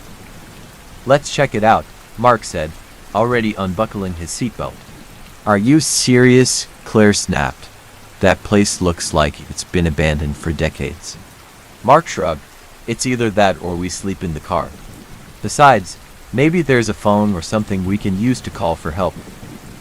Reluctantly, Claire parked the car near the overgrown driveway. The headlights illuminated a rusted gate hanging askew, its once grand archway now a tangle of ivy and decay. "This is a bad idea," she muttered as they stepped out into the rain, the cold biting through her jacket. Mark ignored her, his curiosity outweighing his caution. He pushed open the gate with a groan of protesting metal, the sound echoing ominously in the storm. As they approached the building, its details became clearer. The facade was cracked and weathered, with sections of stone missing entirely. A faded sign above the entrance read, "Ravenswood Asylum." Claire's stomach churned. "An asylum? You've got to be kidding me." Mark gave her a lopsided grin.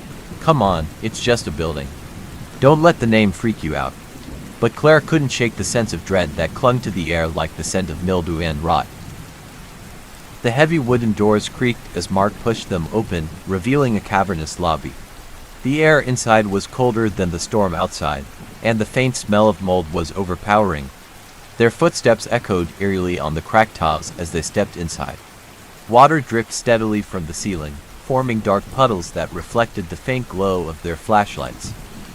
"This place is giving me the creeps," Claire said, her voice barely above a whisper. Mark scanned the room, his flashlight casting long, distorted shadows on the walls. "It's just old. Probably hasn't been touched in years." But as they moved deeper into the asylum, Claire couldn't shake the feeling that they weren't alone. The air felt heavy, oppressive, as if the building itself were watching them. In the corner of the lobby, a grand staircase spiraled upward into darkness. Mark pointed his flashlight toward it, revealing ornate carvings on the banister. "Let's check upstairs." "Do we have to?" Claire asked, her voice trembling. Mark gave her an encouraging smile. "Just for a bit. Then we'll find a room to wait out the storm." Reluctantly, she followed him up the stairs. Each step creaked under their weight, the sound nervingly loud in the stillness. At the top of the stairs, they found a long hallway lined with doors. Most were ajar, revealing glimpses of rooms filled with broken furniture and scattered debris. "This place is massive," Mark said, his voice tinged with awe. Claire stopped suddenly, her flashlight fixed on one of the doors. "Mark, look." He turned to see what she was pointing at. On the door's surface, faint scratches were etched into the wood lines and patterns that formed no discernible shape. "Probably just some old graffiti," he said, but his voice lacked conviction. Claire moved closer, running her fingers over the grooves. The marks were deep, as if made with something sharp. She shivered, pulling her hand back. "Let's keep moving," Mark said, his tone more subdued now. They found a room at the end of the hallway that was relatively intact. The furniture was dusty but unbroken, and a single cot lay against the wall. "This'll do," Mark said, setting down his backpack. Claire sat on the edge of the cot, her nerves frayed. "I don't like this place, Mark. It feels wrong." He sat beside her, placing a reassuring hand on her shoulder. "It's just an old building, Claire. We'll be out of here by morning." But as the storm raged outside, the asylum seemed to come alive. The faint sound of footsteps echoed from the hallway, though no one was there. Whispers drifted through the air, too quiet to understand but loud enough to unsettle. Claire clung to Mark, her heart racing. "Did you hear that?" Mark nodded, his bravado fading. "Yeah, stay here. I'll check it out." "No," she hissed, grabbing his arm. "Don't leave me." But he was already moving toward the door, his flashlight cutting through the darkness. The hallway was empty, the shadows playing tricks on his eyes. Mark took a deep breath, trying to steady his nerves. "Hello," he called, his voice echoing back to him. There was no answer, but a sudden gust of cold air rushed past him, extinguishing his flashlight. "Mark!" Claire's voice came from the room, filled with panic. He turned, sprinting back to her, but as he reached the doorway, he froze. Claire was standing by the window, her back to him. Her posture was stiff, unnatural. "Claire," he called softly, stepping closer. She didn't respond. As he reached out to touch her shoulder, she turned slowly, her face pale and her eyes wide with terror. "Mark," she whispered, her voice trembling. "We're not alone." From the darkness behind her, a shadow moved, a tall, distorted figure with glowing eyes that seemed to pierce the very soul. The storm outside raged on, but inside the asylum, an unnatural stillness had fallen. Mark stood frozen in the doorway, his heart pounding as he stared at the shadowy figure behind Claire. It moved subtly, shifting as if the darkness itself had come alive. "Claire," Mark whispered, his voice barely audible. "Don't move." Claire's eyes darted toward him, her breath shallow. She could feel the presence behind her, the air thick with something unseen but palpable. "Mark, what is it?" "Just come to me," he said, extending his hand. Claire took a hesitant step forward, her movements slow and deliberate. As she did, the figure receded, melting into the shadows like smoke dissolving into the air. Mark grabbed her arm, pulling her close. "We're leaving. Now." They moved quickly down the hallway, their flashlights trembling in their hands. The whispers had returned, growing louder with every step. They seemed to come from nowhere and everywhere all at once, echoing off the cracked walls. "Do you hear that?" Claire asked, her voice shaking. Mark nodded, his grip tightening around her wrist. "Just keep moving. Don't stop."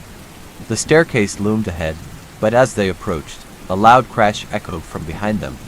Both of them turned instinctively, their flashlights cutting through the gloom. The door to the room they'd just left was wide open, slamming repeatedly against the frame, as though caught in an invisible wind. "What the hell is happening?" Claire cried, tears streaming down her face. Mark didn't answer. Instead, he pulled her toward the stairs, descending 2 steps at a time. The lobby was darker than before, the rain-soaked light from the broken windows barely illuminating the space. The air was colder now, carrying a metallic scent that clung to their throats. Mark paused, scanning the room. "Where's the exit?" "It's right there," Claire said, pointing toward the front doors. But as they moved closer, the doors seemed farther away, the space between them and freedom stretching unnaturally. "This can't be real," Claire whispered, panic rising in her chest. Mark shook his head, trying to ground himself. "It's the storm. We're just tired and seeing things." But even as he said it, he didn't believe it. As they reached the doors, a loud creak filled the air. The grand staircase behind them groaned as if under immense weight. "Don't look back," Mark said, gripping Claire's hand tightly. But Claire couldn't resist. She turned her head, and what she saw made her blood run cold. At the top of the staircase stood the shadowy figure, clearer now. Its form was tall and unnaturally thin, its limbs elongated and twisted. Its glowing eyes bore into her, unblinking and full of malice. "It's watching us," Claire choked out, tugging on Mark's arm. Mark didn't wait to see for himself. He pushed the doors open, the storm's howling wind hitting them like a physical force. They stumbled onto the porch, rain drenching them instantly. But as they ran toward the car, Claire stopped abruptly. "Mark, where's the car?" Mark froze, his flashlight scanning the driveway. The car was gone. In its place was an expanse of mud and gravel, as though they had never driven there in the first place. "This can't be happening," he muttered, his voice breaking. Claire grabbed his arm. "We can't stay out here. We need to go back inside." Mark stared at her in disbelief. "Back inside? Are you insane?" Claire shook her head, desperation etched on her face. "There's nowhere else to go, we'll freeze out here." Reluctantly, they returned to the asylum, the heavy doors slamming shut behind them. The sound echoed ominously, like a tomb sealing itself. Mark leaned against the wall, trying to catch his breath. "We need to find another way out. Maybe there's a back door or a basement exit." Claire nodded, though her fear was palpable. "Okay, but we stick together. No splitting up."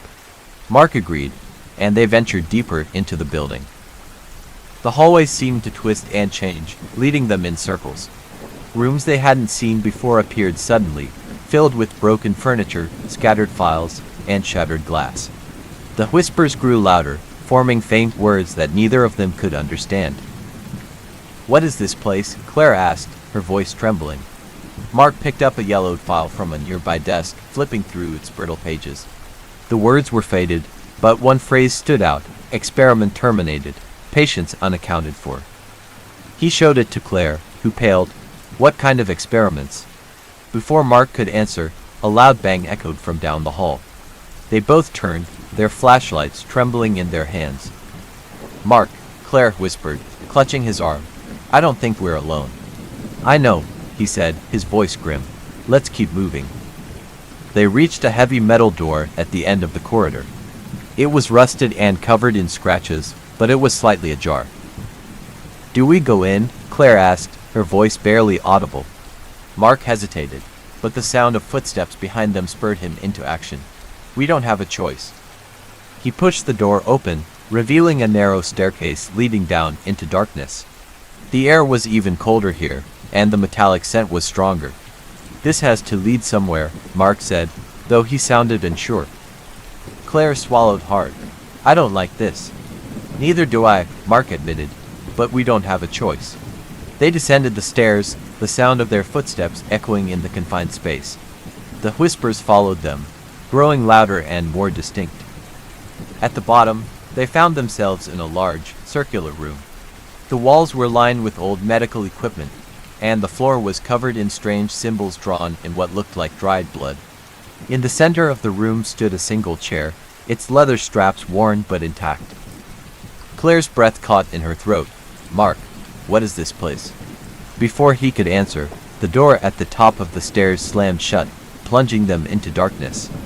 The whispers stopped abruptly, replaced by a deep, guttural growl that seemed to come from everywhere at once. And then, the shadows began to move. The room was suffocatingly silent except for the faint sound of Mark and Claire's ragged breathing. Their flashlights flickered as though the very air drained the energy from their batteries. "Mark the shadows," Claire whispered, her voice barely audible. He turned to look, his flashlight sweeping across the room. The shadows on the walls twisted unnaturally, moving independently of their light. They stretched and shifted, taking on vague, humanoid forms that seemed to lean closer with every passing second. "We need to get out of here," Mark said, his voice firm despite the panic in his chest. He grabbed Claire's hand, pulling her toward the staircase. The door at the top was still shut, its frame sealed as if it had never been opened. Mark pounded on it, the echoes reverberating through the circular room. "Help! Someone let us out." "No one's coming, Mark," Claire said, her voice breaking. Behind them, the shadows thickened, coalescing into something more solid. They could feel the temperature dropping further, their breath visible in the freezing air. A low growl rumbled through the room, deep and resonant. Mark and Claire froze as a voice echoed from the shadows, distorted and inhuman. "You shouldn't be here. Who's there?" Mark shouted, turning his flashlight toward the center of the room. The light fell on the chair, which now seemed to vibrate faintly. Something sat in it, a figure barely visible, cloaked in darkness. Its glowing eyes locked onto them, filled with an unsettling mixture of anger and despair. "This place is cursed," the voice continued, its words sending chills down their spines. "You disturbed it. You brought it back." "What are you talking about?" Claire demanded, her fear giving way to desperation. "We didn't do anything. We just want to leave." The figure tilted its head, the shadows around it pulsating like a living entity. "You cannot leave, not until you understand." The walls around them began to shimmer, images flickering like an old film reel. Mark and Claire turned, their flashlights forgotten as they watched the room transform. The images were of the asylum in its prime, bright hallways, bustling staff, and patients milling about in white gowns. The scene shifted, showing doctors conducting experiments, their faces cold and clinical. Needles, machines, and strange symbols appeared, the air filled with the sound of muffled screams. Then the tone shifted, the hallways grew darker, the patients' faces twisted in terror. Doctors were seen fleeing, their white coats stained with blood. The final image lingered, a group of shadowy figures standing around the chair in the center of the room, chanting in unison as the symbols on the floor glowed faintly. Mark swallowed hard, his throat dry. What happened here? The figure in the chair leaned forward, its glowing eyes burning brighter. "They saw power, they found ruin, and now, they are bound here, as am I." Claire stepped forward despite her fear. "Who are you?" The figure's voice softened, tinged with sorrow. "I was a doctor, once. I tried to stop them, but I was too late. The ritual, it claimed us all." "Ritual?" Mark asked, his voice shaking. The shadows around the figure swirled violently. "A ritual to control death itself, but death cannot be controlled. It consumes, it binds, it remembers." The growl returned, louder this time, shaking the very walls. The images vanished, and the room was once again plunged into darkness. "You must leave," the figure said, its voice urgent. "Before it takes you too." "How?" Claire asked, clutching Mark's arm. "There is a way," the figure said, its form flickering as if struggling to remain solid. "Find the key. The key will set you free." Mark frowned. "Key? What key? Where is it?" The figure's glowing eyes dimmed as it began to dissolve into the surrounding shadows. "Hurry before it wakes." Before they could ask anything else, the figure vanished completely, leaving them alone in the oppressive silence. "We need to find that key," Mark said, his voice trembling but resolute. Claire nodded, though her hands shook as she gripped the flashlight. "Where do we even start?" Mark looked around the room, his eyes landing on the strange symbols on the floor. "Maybe it's connected to these. We should." A deafening roar interrupted him, and the room shook violently. The shadows surged toward them, their forms grotesque and writhing. "Run!" Mark shouted, pulling Claire toward the staircase. They sprinted up the stairs, the shadows chasing them like a living tide. Mark reached the door first, slamming his shoulder against it. It didn't budge. Come on," he yelled, pounding on it with all his strength. Claire searched frantically, her flashlight illuminating an old lever embedded in the wall. "Mark, over here." He ran to her, grabbing the lever and pulling with all his might. It resisted at first, rusted and stuck, but with a loud screech, it gave way. The door above them creaked open, and light spilled into the stairwell. They scrambled through, slamming it shut behind them. They found themselves in a different part of the asylum, one they hadn't seen before. The walls were covered in peeling paint, and the floor was littered with debris. "What now?" Claire asked, her voice trembling. "We keep looking," Mark said, his eyes scanning the hallway. "That key has to be here somewhere." As they moved forward, the whispers returned, fainter now but more insistent. The shadows were still present, lingering at the edges of their vision. The hallway led them to a large wooden door, its surface carved with intricate symbols. Mark hesitated before pushing it open. Inside was a small room, empty except for a single pedestal in the center. On it rested an ornate key, its metal gleaming faintly in the dim light. "This has to be it," Mark said, stepping forward. "Wait," Claire warned. "What if it's a trap?" Mark hesitated, but the sound of the shadows closing in left him no choice. He grabbed the key, and the room trembled. A voice echoed around them, deep and guttural. "You cannot escape." The walls began to close in, and the air grew heavier. Mark and Claire ran back into the hallway, the key clutched tightly in Mark's hand. "Find the door," Mark shouted, his voice barely audible over the deafening roar. Ahead, a faint light appeared, a doorway shimmering with an otherworldly glow. "That's it," Claire cried. They sprinted toward it, the shadows clawing at their heels. As they reached the doorway, Mark inserted the key into the lock and turned it. The light flared, blinding them momentarily. When they opened their eyes, they were outside, standing in the overgrown courtyard of the asylum. The storm had passed, and the air was still. They turned to look at the building, its windows dark and lifeless. "Is it over?" Claire asked, her voice barely a whisper. Mark didn't answer. In the distance, faint whispers carried on the wind, and the asylum seemed to watch them, waiting. The sunlight filtering through the thick clouds provided little warmth as Mark and Claire stood outside the asylum. The air was still, unnervingly quiet, save for the faint rustle of leaves in the wind. "We have the key," Mark said, his voice barely above a whisper. "But I don't think it's over." Claire nodded, her gaze fixed on the crumbling building. The asylum loomed before them like a beast waiting to strike, its broken windows and peeling facade hiding the horrors within. "We should leave," she said, though her voice betrayed her doubt. "We've done enough. Whatever's in there, it's not our fight." Mark shook his head, clutching the ornate key in his hand. That doctor had said we couldn't leave until we understood. I don't think this key is just to escape." Claire looked at him, her face pale and drawn. "You think it's a test?" Mark nodded. "Or a trap. Either way, I think there's something we're supposed to find." Reluctantly, they turned back to the asylum. The key in Mark's hand seemed to pulse faintly, as if drawing them toward a specific destination. They crossed the threshold into the building, the oppressive atmosphere pressing down on them immediately. The whispers returned, faint and distant, their cadence growing more insistent as they moved deeper inside. "Where are we going?" Claire asked, gripping Mark's arm tightly. "The key knows," he said, though he wasn't sure he believed it. The hallways twisted unnaturally, leading them in loops that made no logical sense. The walls seemed closer than before, their surfaces marked with faint handprints and symbols.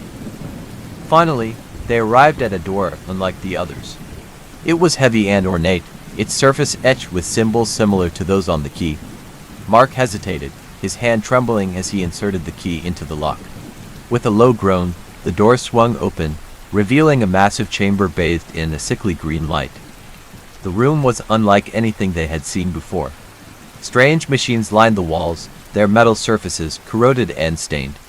In the center of the room stood the chair, now surrounded by faintly glowing symbols etched into the floor. And there, standing by the chair, was the figure from before. Its form was clearer now, no longer shrouded in shadows. It was a man, his face gaunt and pale, his eyes hollow yet burning with a strange intensity. "You returned," the figure said, its voice resonating unnaturally. "We need answers," Mark said, stepping forward despite Claire's attempts to pull him back. The figure gestured to the chair, "Then sit. Only through the chair can you understand." Mark hesitated, the weight of the moment pressing down on him. "What happens if I sit?" The figure's lips curled into a faint smile. "You will see." you will know the truth. But knowledge comes at a cost. No. Claire shouted, stepping between Mark and the chair. You can't trust him. This is a trap. It's the only way, Mark said, his voice heavy with resignation. If we don't do this, we'll never escape. Ignoring Claire's protests, Mark approached the chair. The moment he sat down, the symbols on the floor flared to life, bathing the room in an intense glow. Pain seared through his body as visions flooded his mind. He saw the asylum in its final days, the desperate experiments, the rituals meant to bind death itself. He saw the spirits of the patients, trapped and tormented, their agony feeding the asylum's dark power. And he saw the doctor, the man who had tried to stop it all, only to become a part of the curse. The vision shifted, showing Mark and Claire entering the asylum. Their presence had reawakened the ancient forces, setting the cycle in motion once more. Mark screamed, the weight of the revelations overwhelming him. The chair released him, and he collapsed to the floor, gasping for air. Claire rushed to his side. Mark, are you okay? He looked at her, his eyes wide with terror. We were brought here. It wasn't an accident. What do you mean? She asked, her voice shaking. The asylum, it's alive. It lured us here to continue its cycle. The key wasn't for escape, it was for ending this. The figure stepped forward, its expression solemn. You now know the truth. The choice is yours. Destroy the asylum and free the souls within, or leave and carry its curse with you. Mark and Claire exchanged a glance, the weight of the decision hanging heavily between them. We can't just leave, Claire said, her voice trembling but resolute. We have to end this. Mark nodded, rising to his feet. How do we destroy it? The figure gestured to the glowing symbols on the floor. The key must be placed at the center, but beware, the asylum will not go quietly. As Mark approached the center of the room, the walls began to tremble. The whispers grew into deafening screams, and shadows surged toward them, their forms writhing and frenzied. Do it, Claire shouted, swinging a broken pipe she had grabbed to fend off the encroaching shadows. Mark reached the center, his hands shaking as he placed the key on the glowing symbol. The room erupted in blinding light, the screams of the asylum reaching a crescendo. The shadows dissolved, and the walls began to collapse. Run, Mark shouted, grabbing Claire's hand. They sprinted through the crumbling halls, the asylum collapsing around them. The whispers faded, replaced by a strange, serene silence. As they burst through the front doors, the building imploded, leaving nothing but rubble and a faint glow where it once stood. Mark and Claire collapsed to the ground, gasping for air. It's over, Claire said, tears streaming down her face. Mark looked at the rubble, the weight of the experience settling over him. I hope so. In the distance, the first rays of dawn broke through the clouds, signaling a new beginning. But in the faint breeze, a whisper lingered, barely audible. The hum of the highway was a steady backdrop as Sarah and James Turner drove down the endless stretch of road. The golden hues of the setting sun bathed the landscape, but the beauty did little to ease their exhaustion. They had been driving for hours, chasing the promise of a quiet honeymoon destination in the mountains. We should have reached the next town by now, James said, his fingers tapping the steering wheel nervously. The GPS had lost signal an hour ago, leaving them dependent on a paper map they hadn't thought to update. Sarah, reclining in the passenger seat, opened her eyes and glanced at the dimming horizon. Maybe we missed a turn, she offered, or the map's just outdated. James sighed. Either way, we need to find a place to stay for the night. I don't want to keep driving in the dark.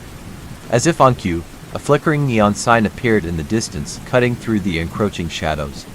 The sign read, Sunset Motel, vacancy. Perfect timing, Sarah said, sitting up. Let's check it out. James turned onto the gravel driveway leading to the motel. It was a squat, one-story building with a faded pink facade and a row of doors, each marked by a rusty number. The parking lot was almost empty, save for a single car that looked like it hadn't moved in years. Looks a little run down, James muttered, pulling into a spot. It's just for one night, Sarah reassured him, though she couldn't shake the unease creeping up her spine. The couple stepped out of the car, stretching their legs before making their way to the front office.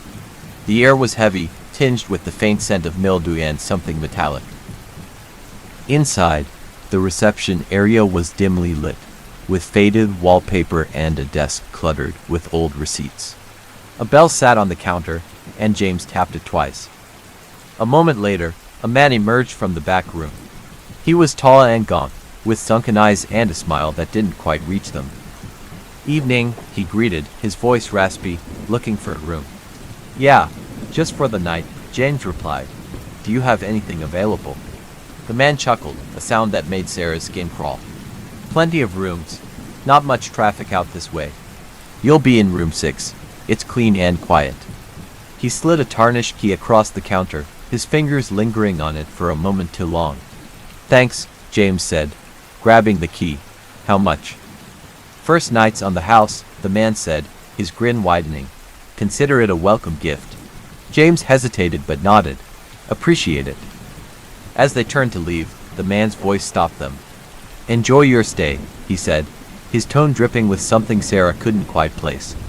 "And if you need anything, don't hesitate to call." Room 6 was at the far end of the row. Its door as they turned to leave, the man's voice stopped them. "Enjoy your stay," he said, his tone dripping with something Sarah couldn't quite place. "And if you need anything, don't hesitate to call."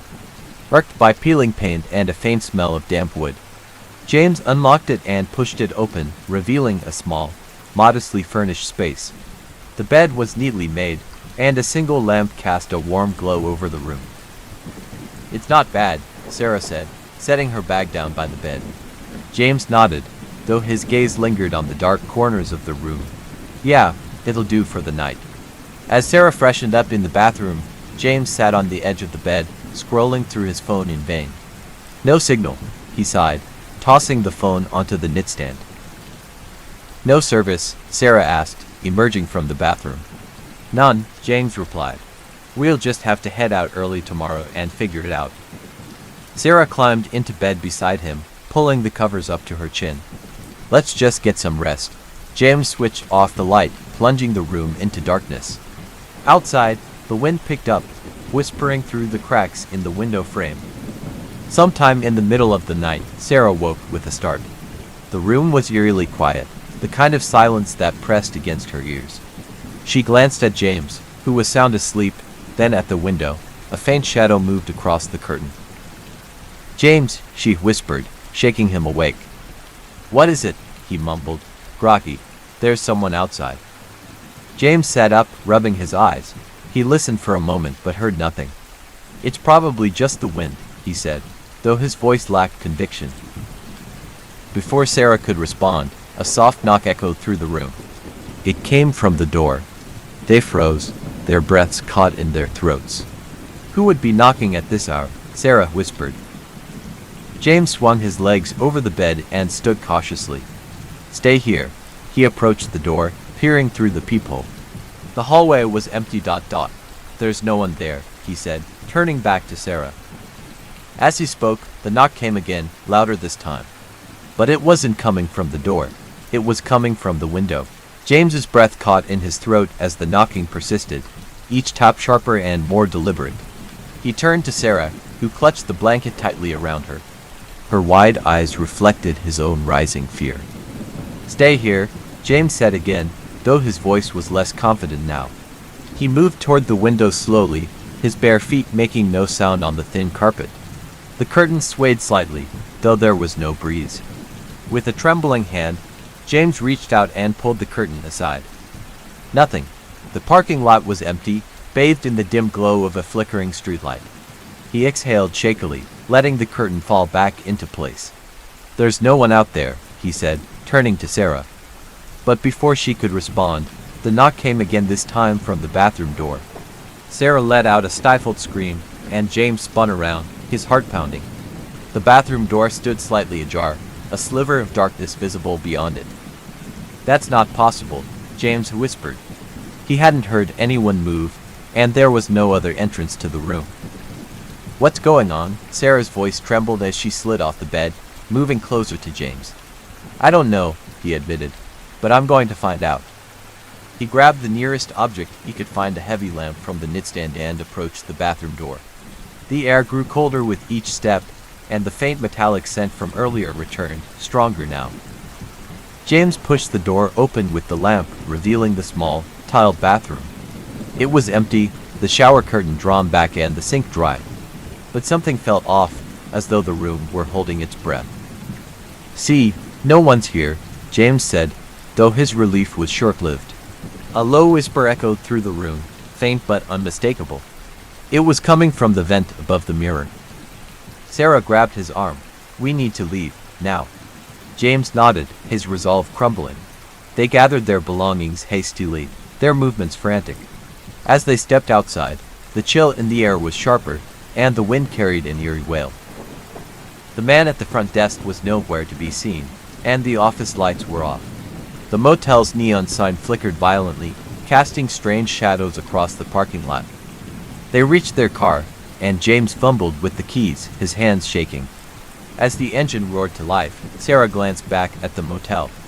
In the window of room 6, a figure stood watching them, its outline dark and unmoving. "Drive," she urged, her voice breaking. James didn't need to be told twice. The tires screeched as they sped out of the lot, the motel's flickering sign disappearing into the darkness behind them. But the feeling of being watched lingered, and Sarah couldn't shake the image of that shadowy figure from her mind. The open road stretched ahead of them, but the atmosphere inside the car was tense and heavy.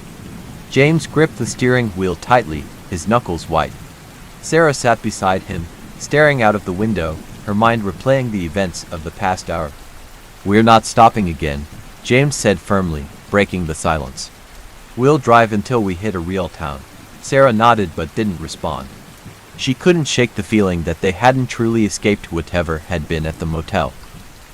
The road seemed to twist and turn unnaturally, the landscape becoming more unfamiliar with every mile. The GPS was still unresponsive, and the paper map they carried was proving useless. The faint light of dawn was beginning to creep over the horizon, but instead of bringing relief, it only added to the surreal quality of their surroundings. After what felt like hours, the road forked into two paths. Neither was marked. James hesitated, his instincts pulling him in opposite directions. "Which way?" he asked, glancing at Sarah. She looked at both roads, her unease growing. "I don't know. They both look the same." James sighed and chose the left path, hoping it would lead them out of this nightmare. As they continued, the road narrowed, the trees on either side growing denser. The car's headlights struggled to penetrate the thick shadows. "This doesn't feel right," Sarah said, her voice trembling. "It's like we're going deeper into." A loud thud cut her off, jolting the car. James slammed on the brakes, bringing the car to a screeching halt. "What was that?" Sarah asked, her heart racing. "I don't know," James said, unbuckling his seatbelt. "Stay here." He stepped out of the car, the cold air biting at his skin. The road was empty, but a large branch lay across it, its edges splintered as if it had been torn from a tree. James frowned and moved to drag it aside when a sound stopped him in his tracks. It was a low, guttural growl, coming from the woods. "James!" Sarah called from the car, her voice tinged with panic.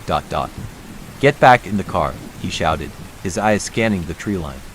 But before he could move, something darted across the road, a shadow, fast and shapeless. He jumped back, his heart pounding. The growling grew louder, joined by the sound of branches snapping. Whatever it was circling them. "James, hurry!" Sarah screamed. He ran back to the car, slamming the door shut.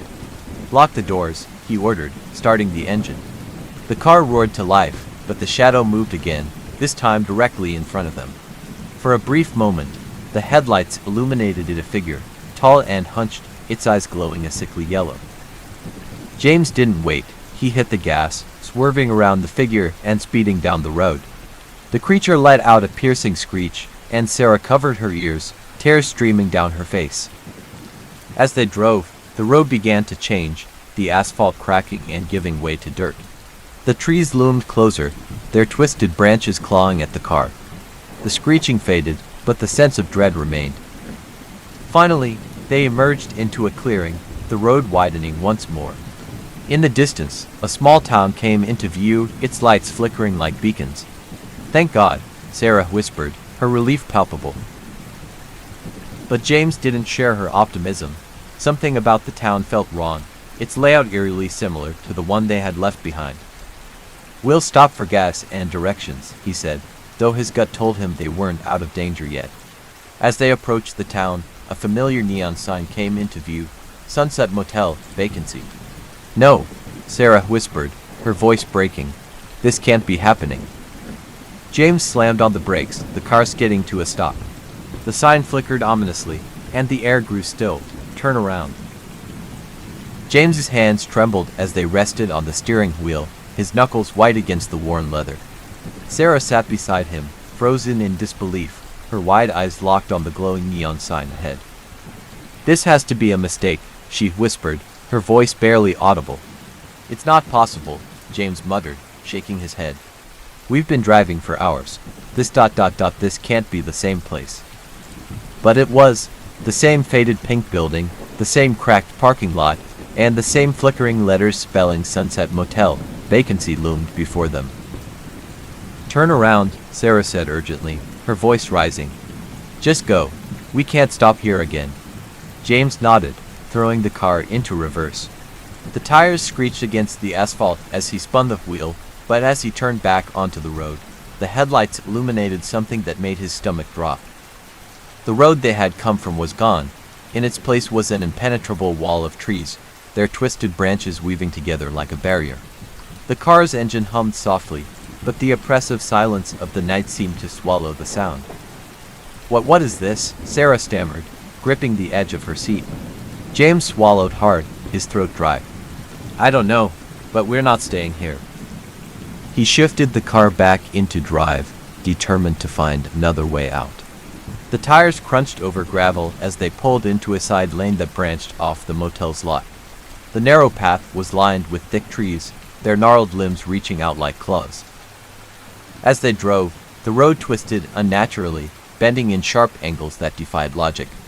The trees seemed to press closer, their shadows stretching unnaturally long in the car's headlights. Sarah clutched her seatbelt tightly, her breaths shallow and rapid.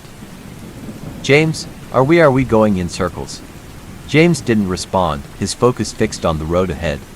But deep down, he felt it to an eerie familiarity with every turn, every curve. They were trapped in some kind of loop, the road leading them back to where they started. A low hum filled the air, growing louder with each passing second. Sarah covered her ears, wincing at the vibration. "What is that?" Before James could answer, the headlights flickered, plunging the road into darkness for a brief moment. When the lights came back on, the car screeched to a halt. Standing in the middle of the road was the same hunched figure they had seen before. Its glowing yellow eyes bore into them, and a twisted grin spread across its shadowy face. "James, go," Sarah screamed. James slammed on the gas, but the car refused to move. The engine sputtered and died, leaving them stranded. The figure took a step closer, its movements slow and deliberate. "Get out of the car," James yelled, fumbling with his seatbelt. "What? Are you crazy?" Sarah cried.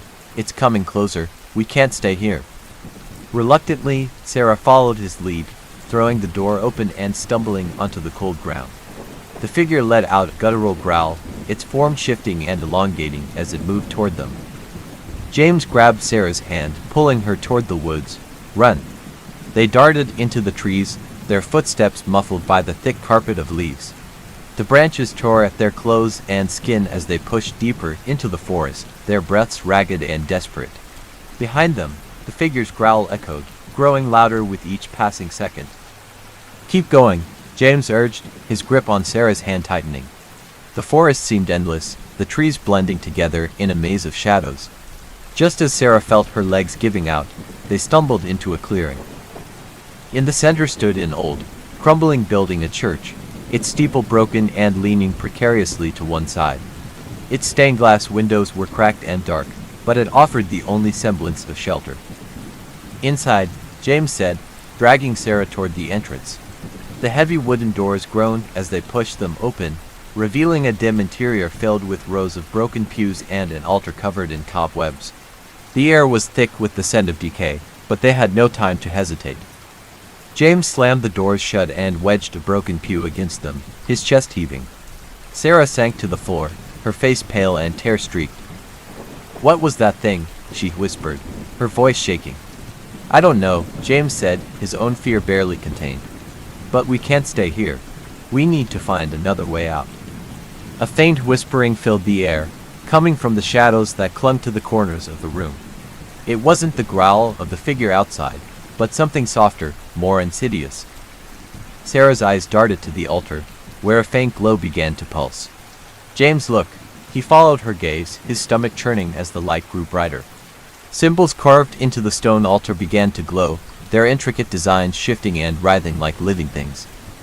The whispering grew louder, the words indistinct but filled with malice. "We shouldn't be here," Sarah said, backing away from the altar. James nodded, grabbing her hand. But as they turned to leave, the doors rattled violently, the figure outside pounding against them with inhuman strength.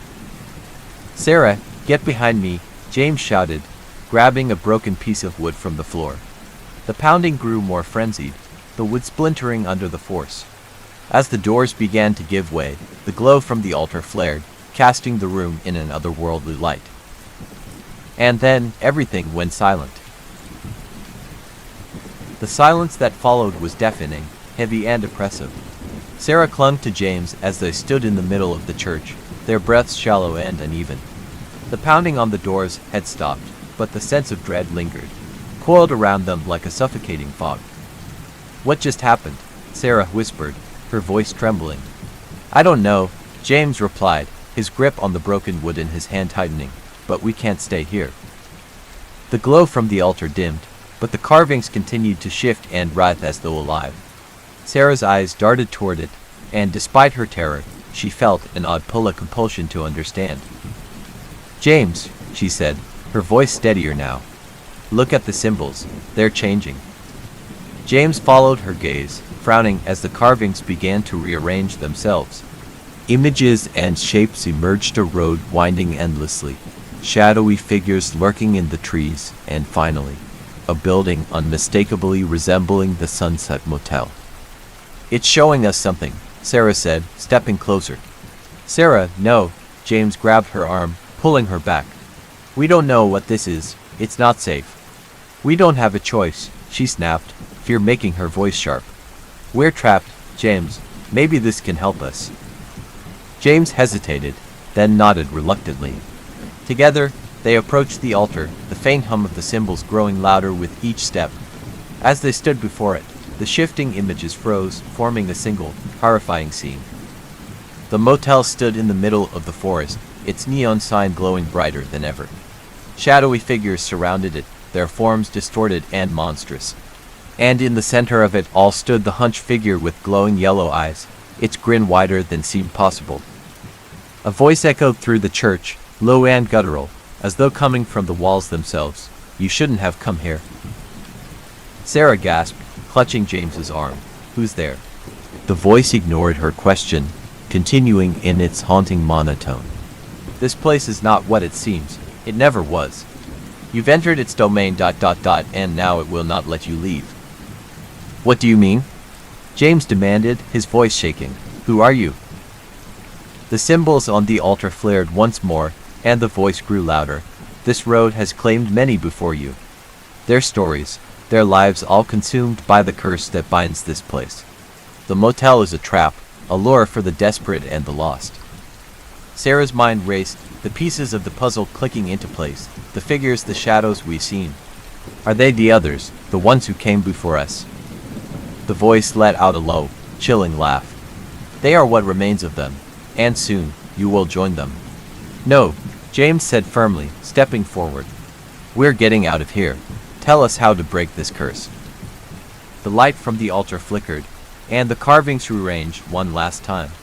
This time, they formed a map of the forest, with a single path leading away from the motel. "There is a way," the voice said, its tone darker now. "But it comes at a price. Are you willing to pay it?" James and Sarah exchanged a terrified glance. "What kind of price?" Sarah asked cautiously. The voice didn't answer directly. Instead, the map began to glow, and the sound of the pounding on the church doors returned, louder and more violent than before. "Decide quickly," the voice hissed, "or the choice will be made for you." James grabbed Sarah's hand, pulling her toward the glowing path on the altar. "We have to try. It's our only chance." Before Sarah could respond, the doors burst open with a deafening crash. The hunched figure stood in the doorway, its yellow eyes blazing with fury. Behind it, the shadowy forms spilled into the church, their shapes writhing and shifting in the dim light. "Run!" James shouted, dragging Sarah toward a side door they hadn't noticed before. The air grew colder as they pushed through the door, finding themselves in a narrow hallway that led into the forest. The path from the altar stretched before them, glowing faintly in the darkness. "Follow the light," James yelled, pulling Sarah along. The shadows gave chase, their movements unnaturally fast and erratic. The forest seemed to come alive around them, the trees swaying and groaning as though trying to block their escape. Sarah's lungs burned as she struggled to keep up with James. The path twisted and turned, leading them deeper into the woods. The glow grew fainter with each step, but they pushed forward, driven by sheer desperation. Behind them, the sound of the shadows grew louder, their guttural growls mixing with the figure's chilling laughter. "Keep going," James urged, his voice hoarse. The path suddenly ended at a clearing, where an old, rusted gate stood open. Beyond it, the road stretched out, normal and unassuming. "We're almost there," Sarah cried, her hope rekindled. But as they approached the gate, the hunched figure appeared before them, blocking their path. Its grin stretched impossibly wide, and it raised a clawed hand, pointing directly at them. "You cannot leave," it said, its voice echoing in their minds. James stepped in front of Sarah, raising the broken wood as a weapon. "We're not staying." The figure lunged at them, its movements swift and predatory.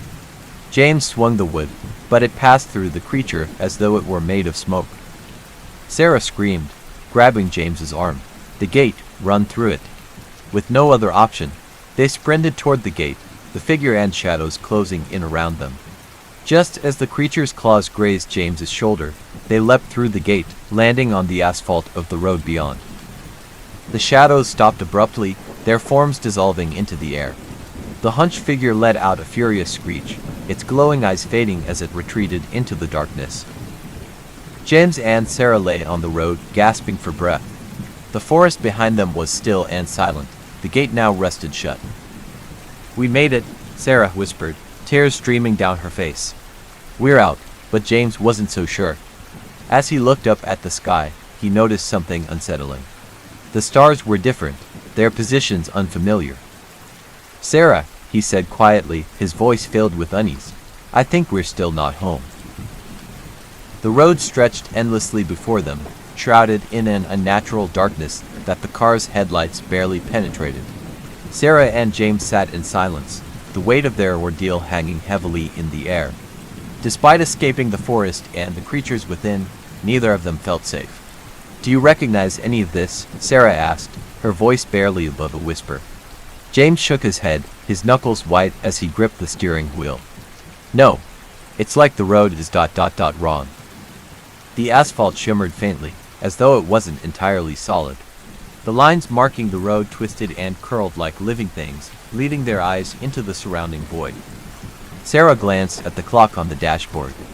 It was frozen, stuck at 3:33 a.m. She shivered, her unease growing with every passing moment. "James, what if we're still trapped?" she said, her voice trembling. James didn't answer, his focus locked on the road. The car's speedometer wavered erratically, even though he hadn't changed his pace. The trees lining the road seemed to lean closer, their branches stretching toward the car like skeletal fingers. Then, without warning, the headlights illuminated something ahead, a figure standing in the middle of the road. "Stop!" Sarah screamed. James slammed on the brakes, the car screeching to a halt mere feet from the figure. It was the man from the motel, his gaunt face split by an eerie smile. "You again," James muttered, his voice a mix of anger and fear. The man stepped closer, his movements unnaturally smooth. "You didn't think it would be that easy, did you?" he said, his tone mocking.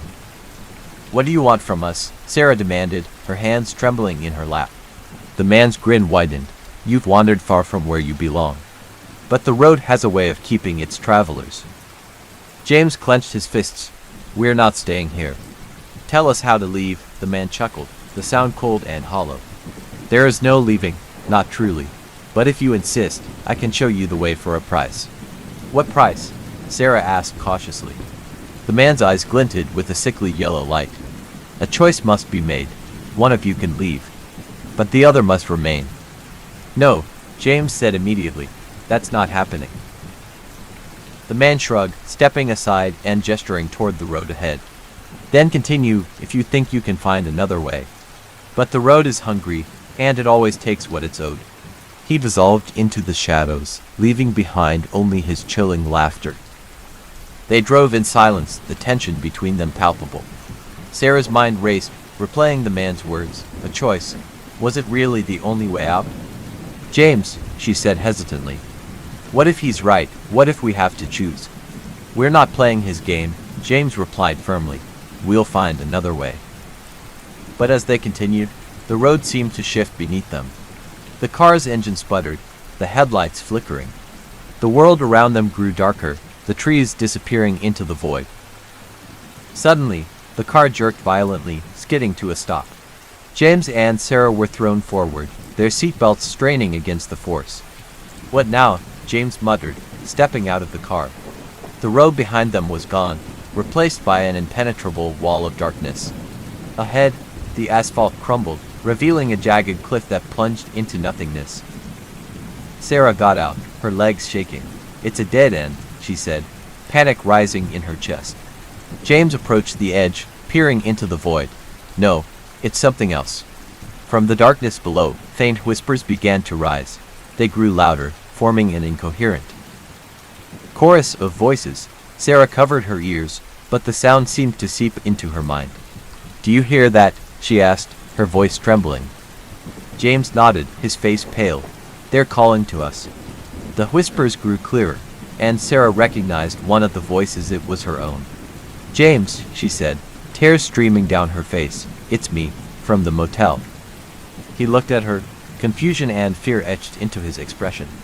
"What are you talking about?" "I don't know," she said, her voice breaking. "But it's my voice. I'm still there." Before James could respond, the void began to shift. The shadows coalesced into forms distorted. Figures that resembled them but twisted and wrong. "It's us," James whispered, "or what we'll become." The figures advanced, their movements jerky and unnatural. James grabbed Sarah's hand, pulling her back toward the car. "We have to go," he shouted. But the car wouldn't start. The engine groaned, the lights flickering weakly. The figures drew closer, their distorted faces frozen in grotesque smiles. "This is it," Sarah said, her voice hollow. "We're out of time." James looked at her, desperation in his eyes. "No, there's still a way." He grabbed the keys and stepped out of the car, facing the advancing figures. "James, what are you doing?" Sarah cried. "I'm making the choice," he said, his voice steady. "You're getting out of here." "No." She screamed, reaching for him, but he stepped back, out of her reach. The figures paused, their gazes shifting to James. The void seemed to ripple in response, the whispers growing louder. "Take me," he said, his voice firm. "Let her go." The figures surged forward, enveloping him in shadows. Sarah screamed, her heart shattering as James disappeared into the void. The car's engine roared to life, and the road ahead reappeared, stretching into the distance. "No," she sobbed, gripping the steering wheel. "I can't leave him." But the car moved on its own, the force pulling her forward. The whispers faded, replaced by an eerie silence. As the sun rose, Sarah found herself on a familiar stretch of road. The world was normal again, but the ache in her chest was unbearable. She pulled over, stepping out of the car. The air was fresh, the morning quiet. But when she looked back at the road, she saw the motel's neon sign glowing faintly in the distance. "James," she whispered, tears streaming down her face. She knew she was free, but she also knew the road was never truly done with her. The highway stretched endlessly beneath the ink-black sky, its edges swallowed by the shadows of towering trees. Ellie tightened her grip on the steering wheel, her old sedan humming steadily as she drove through the quiet, lonely night. She glanced at the dashboard clock, 11:47 p.m. Another hour until she reached her destination. The only company she had was the distant wail of a country song on the radio and the occasional flicker of headlights from passing cars. The road seemed alive with its own quiet rhythm, a breathing, pulsing entity. Ellie shook her head and chuckled at her own imagination. The laughter caught in her throat when she saw the figure. A lone hitchhiker stood on the shoulder of the road, illuminated by the dim glow of her headlights. A young woman in a pale, flowing dress, her hair falling in dark waves over her shoulders. She raised her hand in a silent plea, her thumb pointing to the direction Ellie was heading. Ellie's heart raced. She hadn't seen a hitchhiker in years. People rarely trusted strangers anymore, but something about the girl seemed off. Her figure appeared too perfect, as if she were frozen in time. Ellie slowed the car, her mind warring with itself, "Don't stop. You don't know her." But as she approached, the girl turned to face her, revealing wide, desperate eyes. Ellie rolled down the window. "Are you okay?" The girl nodded, her voice soft but clear. "Thank you. I need a ride. Just up the road, please." Against her better judgment, Ellie unlocked the passenger door. The girl slipped inside, her movements almost too graceful, too fluid. She clasped her hands in her lap, her pale skin almost luminous under the faint interior light. "What's your name?" Ellie asked, her voice shaky. The girl hesitated. "Lila." Ellie nodded. "I'm Ellie. Where are you headed?" "Just up the road," Lila repeated, her gaze fixed on the road ahead. Her voice carried an odd tone, like an echo from a distant place. The silence between them grew heavy, broken only by the hum of the car. Ellie stole glances at Lila, noting her pristine dress and bare feet. There was no dirt, nowhere, as if she'd stepped straight out of a dream. "You okay?" Ellie asked, trying to break the tension. Lila nodded but didn't speak. Instead, she turned to the window, her reflection pale and ghostly in the glass. Ellie shivered. The air inside the car felt colder, as if the heater had suddenly failed. She reached to adjust the controls, but they were already at full blast. Her fingers trembled as she gripped the wheel again. Where were you coming from?" Ellie ventured. Lila's lips curled into a faint smile, one that didn't reach her eyes. "I've been waiting. A long time." Ellie's pulse quickened. The road ahead seemed darker, the trees leaning closer, their branches like skeletal fingers reaching for the car. She glanced at the clock again. 12:03 a.m. Time seemed to stretch and warp, the minutes dragging on like hours. Lila's gaze never left the window. "It's kind of you to stop." "Most people don't." Ellie forced a smile. "Well, you seemed like you needed help." Lila finally turned to look at her, her eyes shimmering with something Ellie couldn't place. Not everyone does it out of kindness. The car's headlights illuminated a bend in the road, and Lila's posture straightened. "Here," she said suddenly. "You can let me out here." Ellie slowed the car, her unease mounting. "Are you sure? It's the middle of nowhere." Lila nodded, her movements calm and deliberate. "This is where I need to be." Ellie pulled over, her fingers gripping the wheel tightly. Lila opened the door and stepped out, her bare feet landing soundlessly on the asphalt. "Thank you," Lila said, her voice carrying an eerie finality. Ellie nodded, watching as the girl began to walk away. A chill ran down her spine. Something wasn't right. "Wait," she called, stepping out of the car, but Lila was gone. Ellie spun in place, her breath fogging in the cold night air. The road was empty, the trees silent witnesses to the impossible. She glanced back at her car, the passenger door still ajar. On the seat lay a single white lily, its petals pristine and glistening with dew. Her hands shook as she picked it up, the delicate flower cool against her skin. A distant sound reached her ears, then a faint whisper, carried on the wind. It was Lila's voice, soft and haunting. "Thank you." Ellie dropped the flower, stumbling back into her car. Her heart pounded as she slammed the door shut, locking it with trembling fingers. She drove away, the road ahead a blur, her mind racing with questions she couldn't answer. In the rearview mirror, the road was empty. But Ellie couldn't shake the feeling that she wasn't alone. The tension in the car was palpable as Lisa and Tom drove down the deserted highway, the mysterious hitchhiker now seated silently in the back seat. The man, who had introduced himself as David, appeared calm but distant, his expression unreadable. Despite Lisa's initial apprehension, she tried to make polite conversation to ease the heavy atmosphere. "So, David," Lisa began, glancing at him through the rearview mirror. "Where were you headed before we picked you up?" David's gaze shifted to the window, his voice low and measured. "Anywhere but there," he said cryptically. Tom exchanged a wary glance with Lisa. "What do you mean by that?" he pressed, keeping his tone casual but firm. David sighed, his fingers tracing invisible patterns on the worn leather seat. "That stretch of road. It's not a place anyone should linger. People disappear there." Lisa's grip tightened on the steering wheel. "Disappear?" she echoed, her voice barely above a whisper. David nodded slowly. "I've seen it happen. Cars that veer off the road and are never found. People who've stopped to help stranded drivers and were never seen again."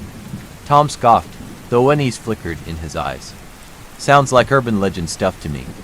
David's eyes met Tom's in the rearview mirror, his expression dead serious. "Does it? Tell me, have you ever heard of Echo Pass?" Lisa's heart skipped a beat. The name stirred something in her memory, a half-remembered warning from her grandmother about a haunted stretch of road. She had dismissed it as superstition at the time, but now, with David in their car, the story felt uncomfortably real. Tom shook his head. "Can't say I have." "What's so special about it?" David leaned forward slightly, his voice dropping to a near whisper. "Echo Pass is where the veil between the living and the dead is thinnest. Travelers who pass through it at night, sometimes they bring something back with them, or worse, they get left behind." The car fell into a heavy silence, the only sound the steady hum of the engine and the faint whistle of the wind outside. Lisa's mind raced, trying to rationalize David's words. It was absurd, wasn't it? Just the ramblings of a man who had clearly been through something traumatic. But then, the headlights flickered. "What the hell?" Tom muttered, tapping the dashboard. The flickering stopped, but Lisa couldn't shake the chill that had crept up her spine. David's voice broke the silence again. "You're approaching it now." Lisa's breath hitched as she saw the sign ahead, illuminated briefly by the headlights. "Echo Pass, next 5 miles." Tom cursed under his breath. "Great, just great." "We'll be fine," Lisa said, more to herself than to anyone else. She tightened her grip on the wheel, her knuckles turning white. "It's just a road." David's faint chuckle made her stomach turn. "Just a road," he repeated. "You'll see." The car entered Echo Pass, and the atmosphere shifted instantly. The air felt heavier, the darkness outside denser. The trees lining the road seemed to close in, their gnarled branches twisting like skeletal fingers. The hum of the engine grew louder, or perhaps it was the silence that amplified it. Lisa glanced at the rearview mirror, but David's reflection was no longer visible. Panic surged through her. "David," no response. Tom turned to look back, his face pale. "He's gone." Lisa slammed on the brakes, the car screeching to a halt. She and Tom stared at the empty back seat, their hearts pounding. A faint mist began to seep in through the cracks of the windows, curling like ghostly tendrils. "We need to get out of here," Lisa said, her voice trembling. She shifted the car into gear and pressed the accelerator, but the car didn't move. The engine roared, the tires spun, but it was as if something was holding them in place. Tom's hand gripped her arm. "Look." Ahead of them, the mist thickened, forming a vague humanoid shape. Its features were indistinct, but its presence was undeniable. The figure raised an arm, pointing directly at the car. Lisa's breath caught as she met its gaze, or what she assumed were its eyes. They glowed faintly, an unnatural, otherworldly light. "Reverse," Tom shouted, snapping Lisa out of her trance. She shifted into reverse and slammed the gas pedal. The car jolted backward, the mist swirling around them angrily. The humanoid figure dissolved into the fog, but the sense of dread remained. When they finally exited Echo Pass, the oppressive atmosphere lifted, and the car surged forward as if released from an unseen grip. Lisa pulled over to the side of the road, her hands shaking uncontrollably. Tom leaned back in his seat, his chest heaving as he tried to catch his breath. "What the hell just happened?" he demanded, his voice cracking. Lisa shook her head, unable to answer. She glanced at the rearview mirror again, half expecting to see David's face. But it was just her and Tom now, or so she hoped. The next morning, David awoke to the sound of birds chirping faintly outside the motel window. The golden light of dawn filtered through the thin curtains, but the warmth it promised did little to chase away the chill that lingered in his bones. He rubbed his eyes, trying to shake off the remnants of restless dreams filled with shadows and whispers. Katie was already awake, seated by the small wooden table near the window. She was flipping through her sketchbook, the same one she always carried on their road trips. Her face was pale, and her eyes looked distant, as though she were lost in a memory she couldn't escape. "Morning," David said softly, his voice cracking slightly. Katie glanced up, startled, and offered a weak smile. "Morning. Did you sleep okay?" He hesitated, then shook his head. "Not really. I kept hearing things like footsteps outside the door." She nodded, her fingers tracing the edge of the page she had been drawing on. "I heard them too, but when I checked, there was nothing there." David frowned and moved closer, peering at the sketchbook. The page she was on was filled with jagged lines and dark shapes, a stark contrast to her usual serene landscapes. At the center of the chaos was a figure, barely discernible, but its eyes seemed to bore into whoever looked at it. "What is that?" he asked, a shiver running down his spine. "I don't know," Katie admitted. "I just started drawing when I woke up. It's like it was already in my head." David didn't respond. Instead, he turned away and began gathering their things. "We should get back on the road," he said. "The sooner we leave this place, the better." As they drove away from the motel, the events of the previous night hung over them like a storm cloud. The road ahead twisted and turned through dense forest, the trees casting long shadows that seemed to stretch toward the car, as if trying to pull them back. Katie stared out the window, her sketchbook clutched tightly in her lap. "Do you think she's still out there, the hitchhiker?" David tightened his grip on the steering wheel. "I don't know, and I don't want to find out." They drove in silence for a while, the only sounds being the hum of the engine and the occasional rustle of leaves as the wind picked up. But as they rounded a bend, the figure appeared again. Standing by the side of the road, the hitchhiker or whatever she was stared at them with those same hollow eyes. Her pale hand rose slowly, thumb extended in a silent plea for a ride. "No," David said firmly, his voice shaking. "We're not stopping." Katie didn't argue. She watched the figure as they passed, her heart pounding in her chest. This time, the hitchhiker didn't fade into the distance. Instead, she turned to watch the car, her gaze following them like a predator tracking its prey.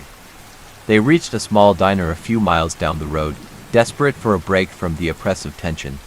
Inside, the atmosphere was warm and inviting, a stark contrast to the eerie emptiness they had left behind. An older woman behind the counter greeted them with a kind smile. "Morning, folks. What can I get for you?" "Coffee, please," David said, his voice weary. "And whatever's good for breakfast." Katie nodded in agreement, her eyes scanning the room. It was mostly empty, save for a man seated in the corner, reading a newspaper. But something about him caught her attention. His jacket was damp, as though he had been out in the rain, even though the sky outside was clear. As the woman brought their coffee, Katie leaned in and whispered to David, "Do you think we should ask someone about her?" David hesitated, then shook his head. "No, let's just eat and get back on the road." But before they could finish their meal, the man in the corner stood up and approached their table. He was tall and gaunt, his face weathered by time and something darker. "You saw her, didn't you?" he said, his voice low and gravelly. David and Katie exchanged a glance, their blood running cold. "I've seen her too," the man continued. "You can't escape her, not unless you understand what she wants." "What does she want?" Katie asked, her voice barely above a whisper. The man's expression darkened. "That depends. Sometimes it's revenge. Sometimes it's closure, but for most of us it's a reckoning." Before they could ask him anything else, he turned and walked out of the diner, leaving them with more questions than answers. In his wake, a sense of foreboding settled over them, as though his words had confirmed something they already feared. Back on the road, David couldn't shake the man's warning. "A reckoning," he muttered to himself. "What does that even mean?" Katie didn't answer. She was staring at her sketchbook again, her fingers tracing the lines of the figure she had drawn. But now, there was something different about it. The eyes, once empty and hollow, seemed to glow faintly, as though they were alive. "David," she said, her voice trembling. "I think she's trying to tell us something." Before he could respond, the car's headlights flickered, and the engine sputtered. They coasted to a stop on the side of the road, the dense forest pressing in around them. David tried the ignition, but it was no use. "Great," he muttered. "Just what we needed." Katie looked around nervously. "Do you hear that?" He paused, listening. At first, there was only silence. But then, faintly, came the sound of footsteps, growing louder with each passing second. "She's here," Katie whispered, her grip tightening on the sketchbook. David reached for the flashlight in the glove compartment, his hands shaking.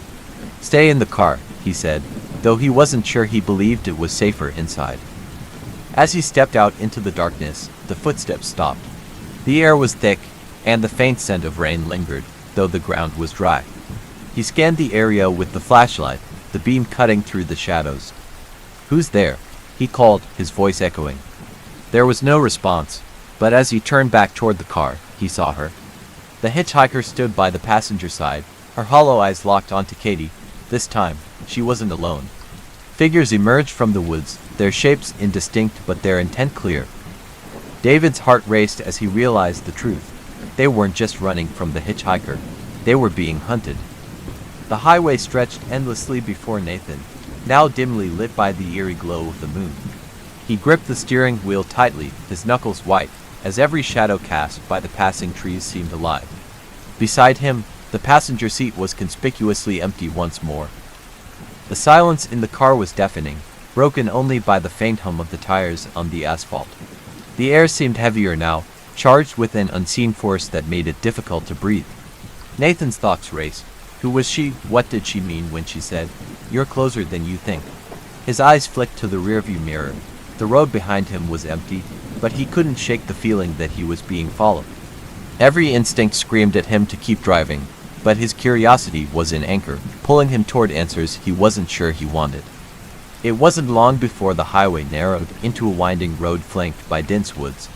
The GPS on his dashboard, which had been malfunctioning since he picked up the hitchhiker, suddenly came to life. The robotic voice announced, "Destination ahead." Nathan's heart raced. He hadn't entered any destination. The road curved sharply, and then he saw it a small, dilapidated diner with a flickering neon sign that read, "Rest Stop." It looked like it had been abandoned for decades, yet a faint light glowed from within. As if drawn by an invisible force, Nathan pulled into the empty parking lot. The gravel crunched beneath his tires. He hesitated, his hand hovering over the ignition.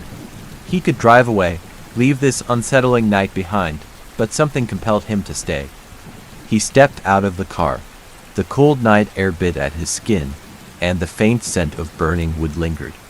Pushing open the diner's creaky door, he was greeted by the soft hum of a jukebox playing an old tune. The diner was empty, save for a lone figure seated at a corner booth. It was her, the hitchhiker. She looked up, her expression serene but tinged with sadness. "I told you we'd meet again," she said, motioning for him to sit across from her. Nathan approached cautiously, every nerve on edge. He slid into the booth, his eyes locked on hers. "Who are you? What is this place?" She smiled faintly, her gaze distant. "This is a crossroads, Nathan. A place where paths converge and truths are revealed." Her cryptic words only deepened his unease. "Why me? Why did you get in my car?" She leaned forward, her voice dropping to a whisper. "Because you've been running, just like all the others who come here. But there's no escaping the choices we've made." Nathan's stomach churned. "What are you talking about?" "I don't even know you, but I know you," she said softly, her eyes piercing. "You carry a weight, a guilt that brought you here." Memories flashed through Nathan's mind, fragments of a life he had tried to leave behind. The argument, the rain-slicked road, the blinding headlights. He shook his head, trying to dispel the images. "I didn't mean for it to happen," he muttered, his voice barely audible. The hitchhiker reached across the table, her hand brushing his. "This place exists for people like you, Nathan. People at the edge of a choice. You can face what you've done or remain lost forever." Nathan pulled his hand back, his chest tightening. "I don't understand. What do you want from me?" She stood, her form shimmering slightly, as if she were more shadow than substance. It's not about what I want. It's about what you need. The jukebox fell silent, and the light in the diner dimmed. The walls seemed to close in, and Nathan's pulse quickened. He looked around, but the hitchhiker was gone. In her place lay a small, worn envelope on the table. With trembling hands, Nathan opened it. Inside was a single photograph himself, standing beside a woman and a child he recognized instantly. His wife, his daughter. The image was both a comfort and a dagger to his heart. A voice echoed through the diner, soft yet commanding. "It's time to go, Nathan. The road awaits." Nathan stumbled out of the diner, clutching the photograph. His car sat in the parking lot, but something was different. The air felt lighter, and the oppressive weight that had followed him all night was gone. As he slid into the driver's seat, he glanced at the photo once more. Tears streamed down his face, a mixture of sorrow and relief. He turned the key, the engine roaring to life. The GPS lit up again, displaying a single word: home. Nathan drove away from the diner, the memories of the hitchhiker and the eerie night fading with each mile. But deep down, he knew he'd been given a second chance, a chance to make things right, to face his past instead of running from it. And as the first rays of dawn broke over the horizon, Nathan felt something he hadn't in years: hope. If you enjoyed today's story, don't forget to like, share, and subscribe to our channel, Mystical Tales, so you won't miss out on more eerie and thrilling tales in the future. Thanks for watching, and see you next time.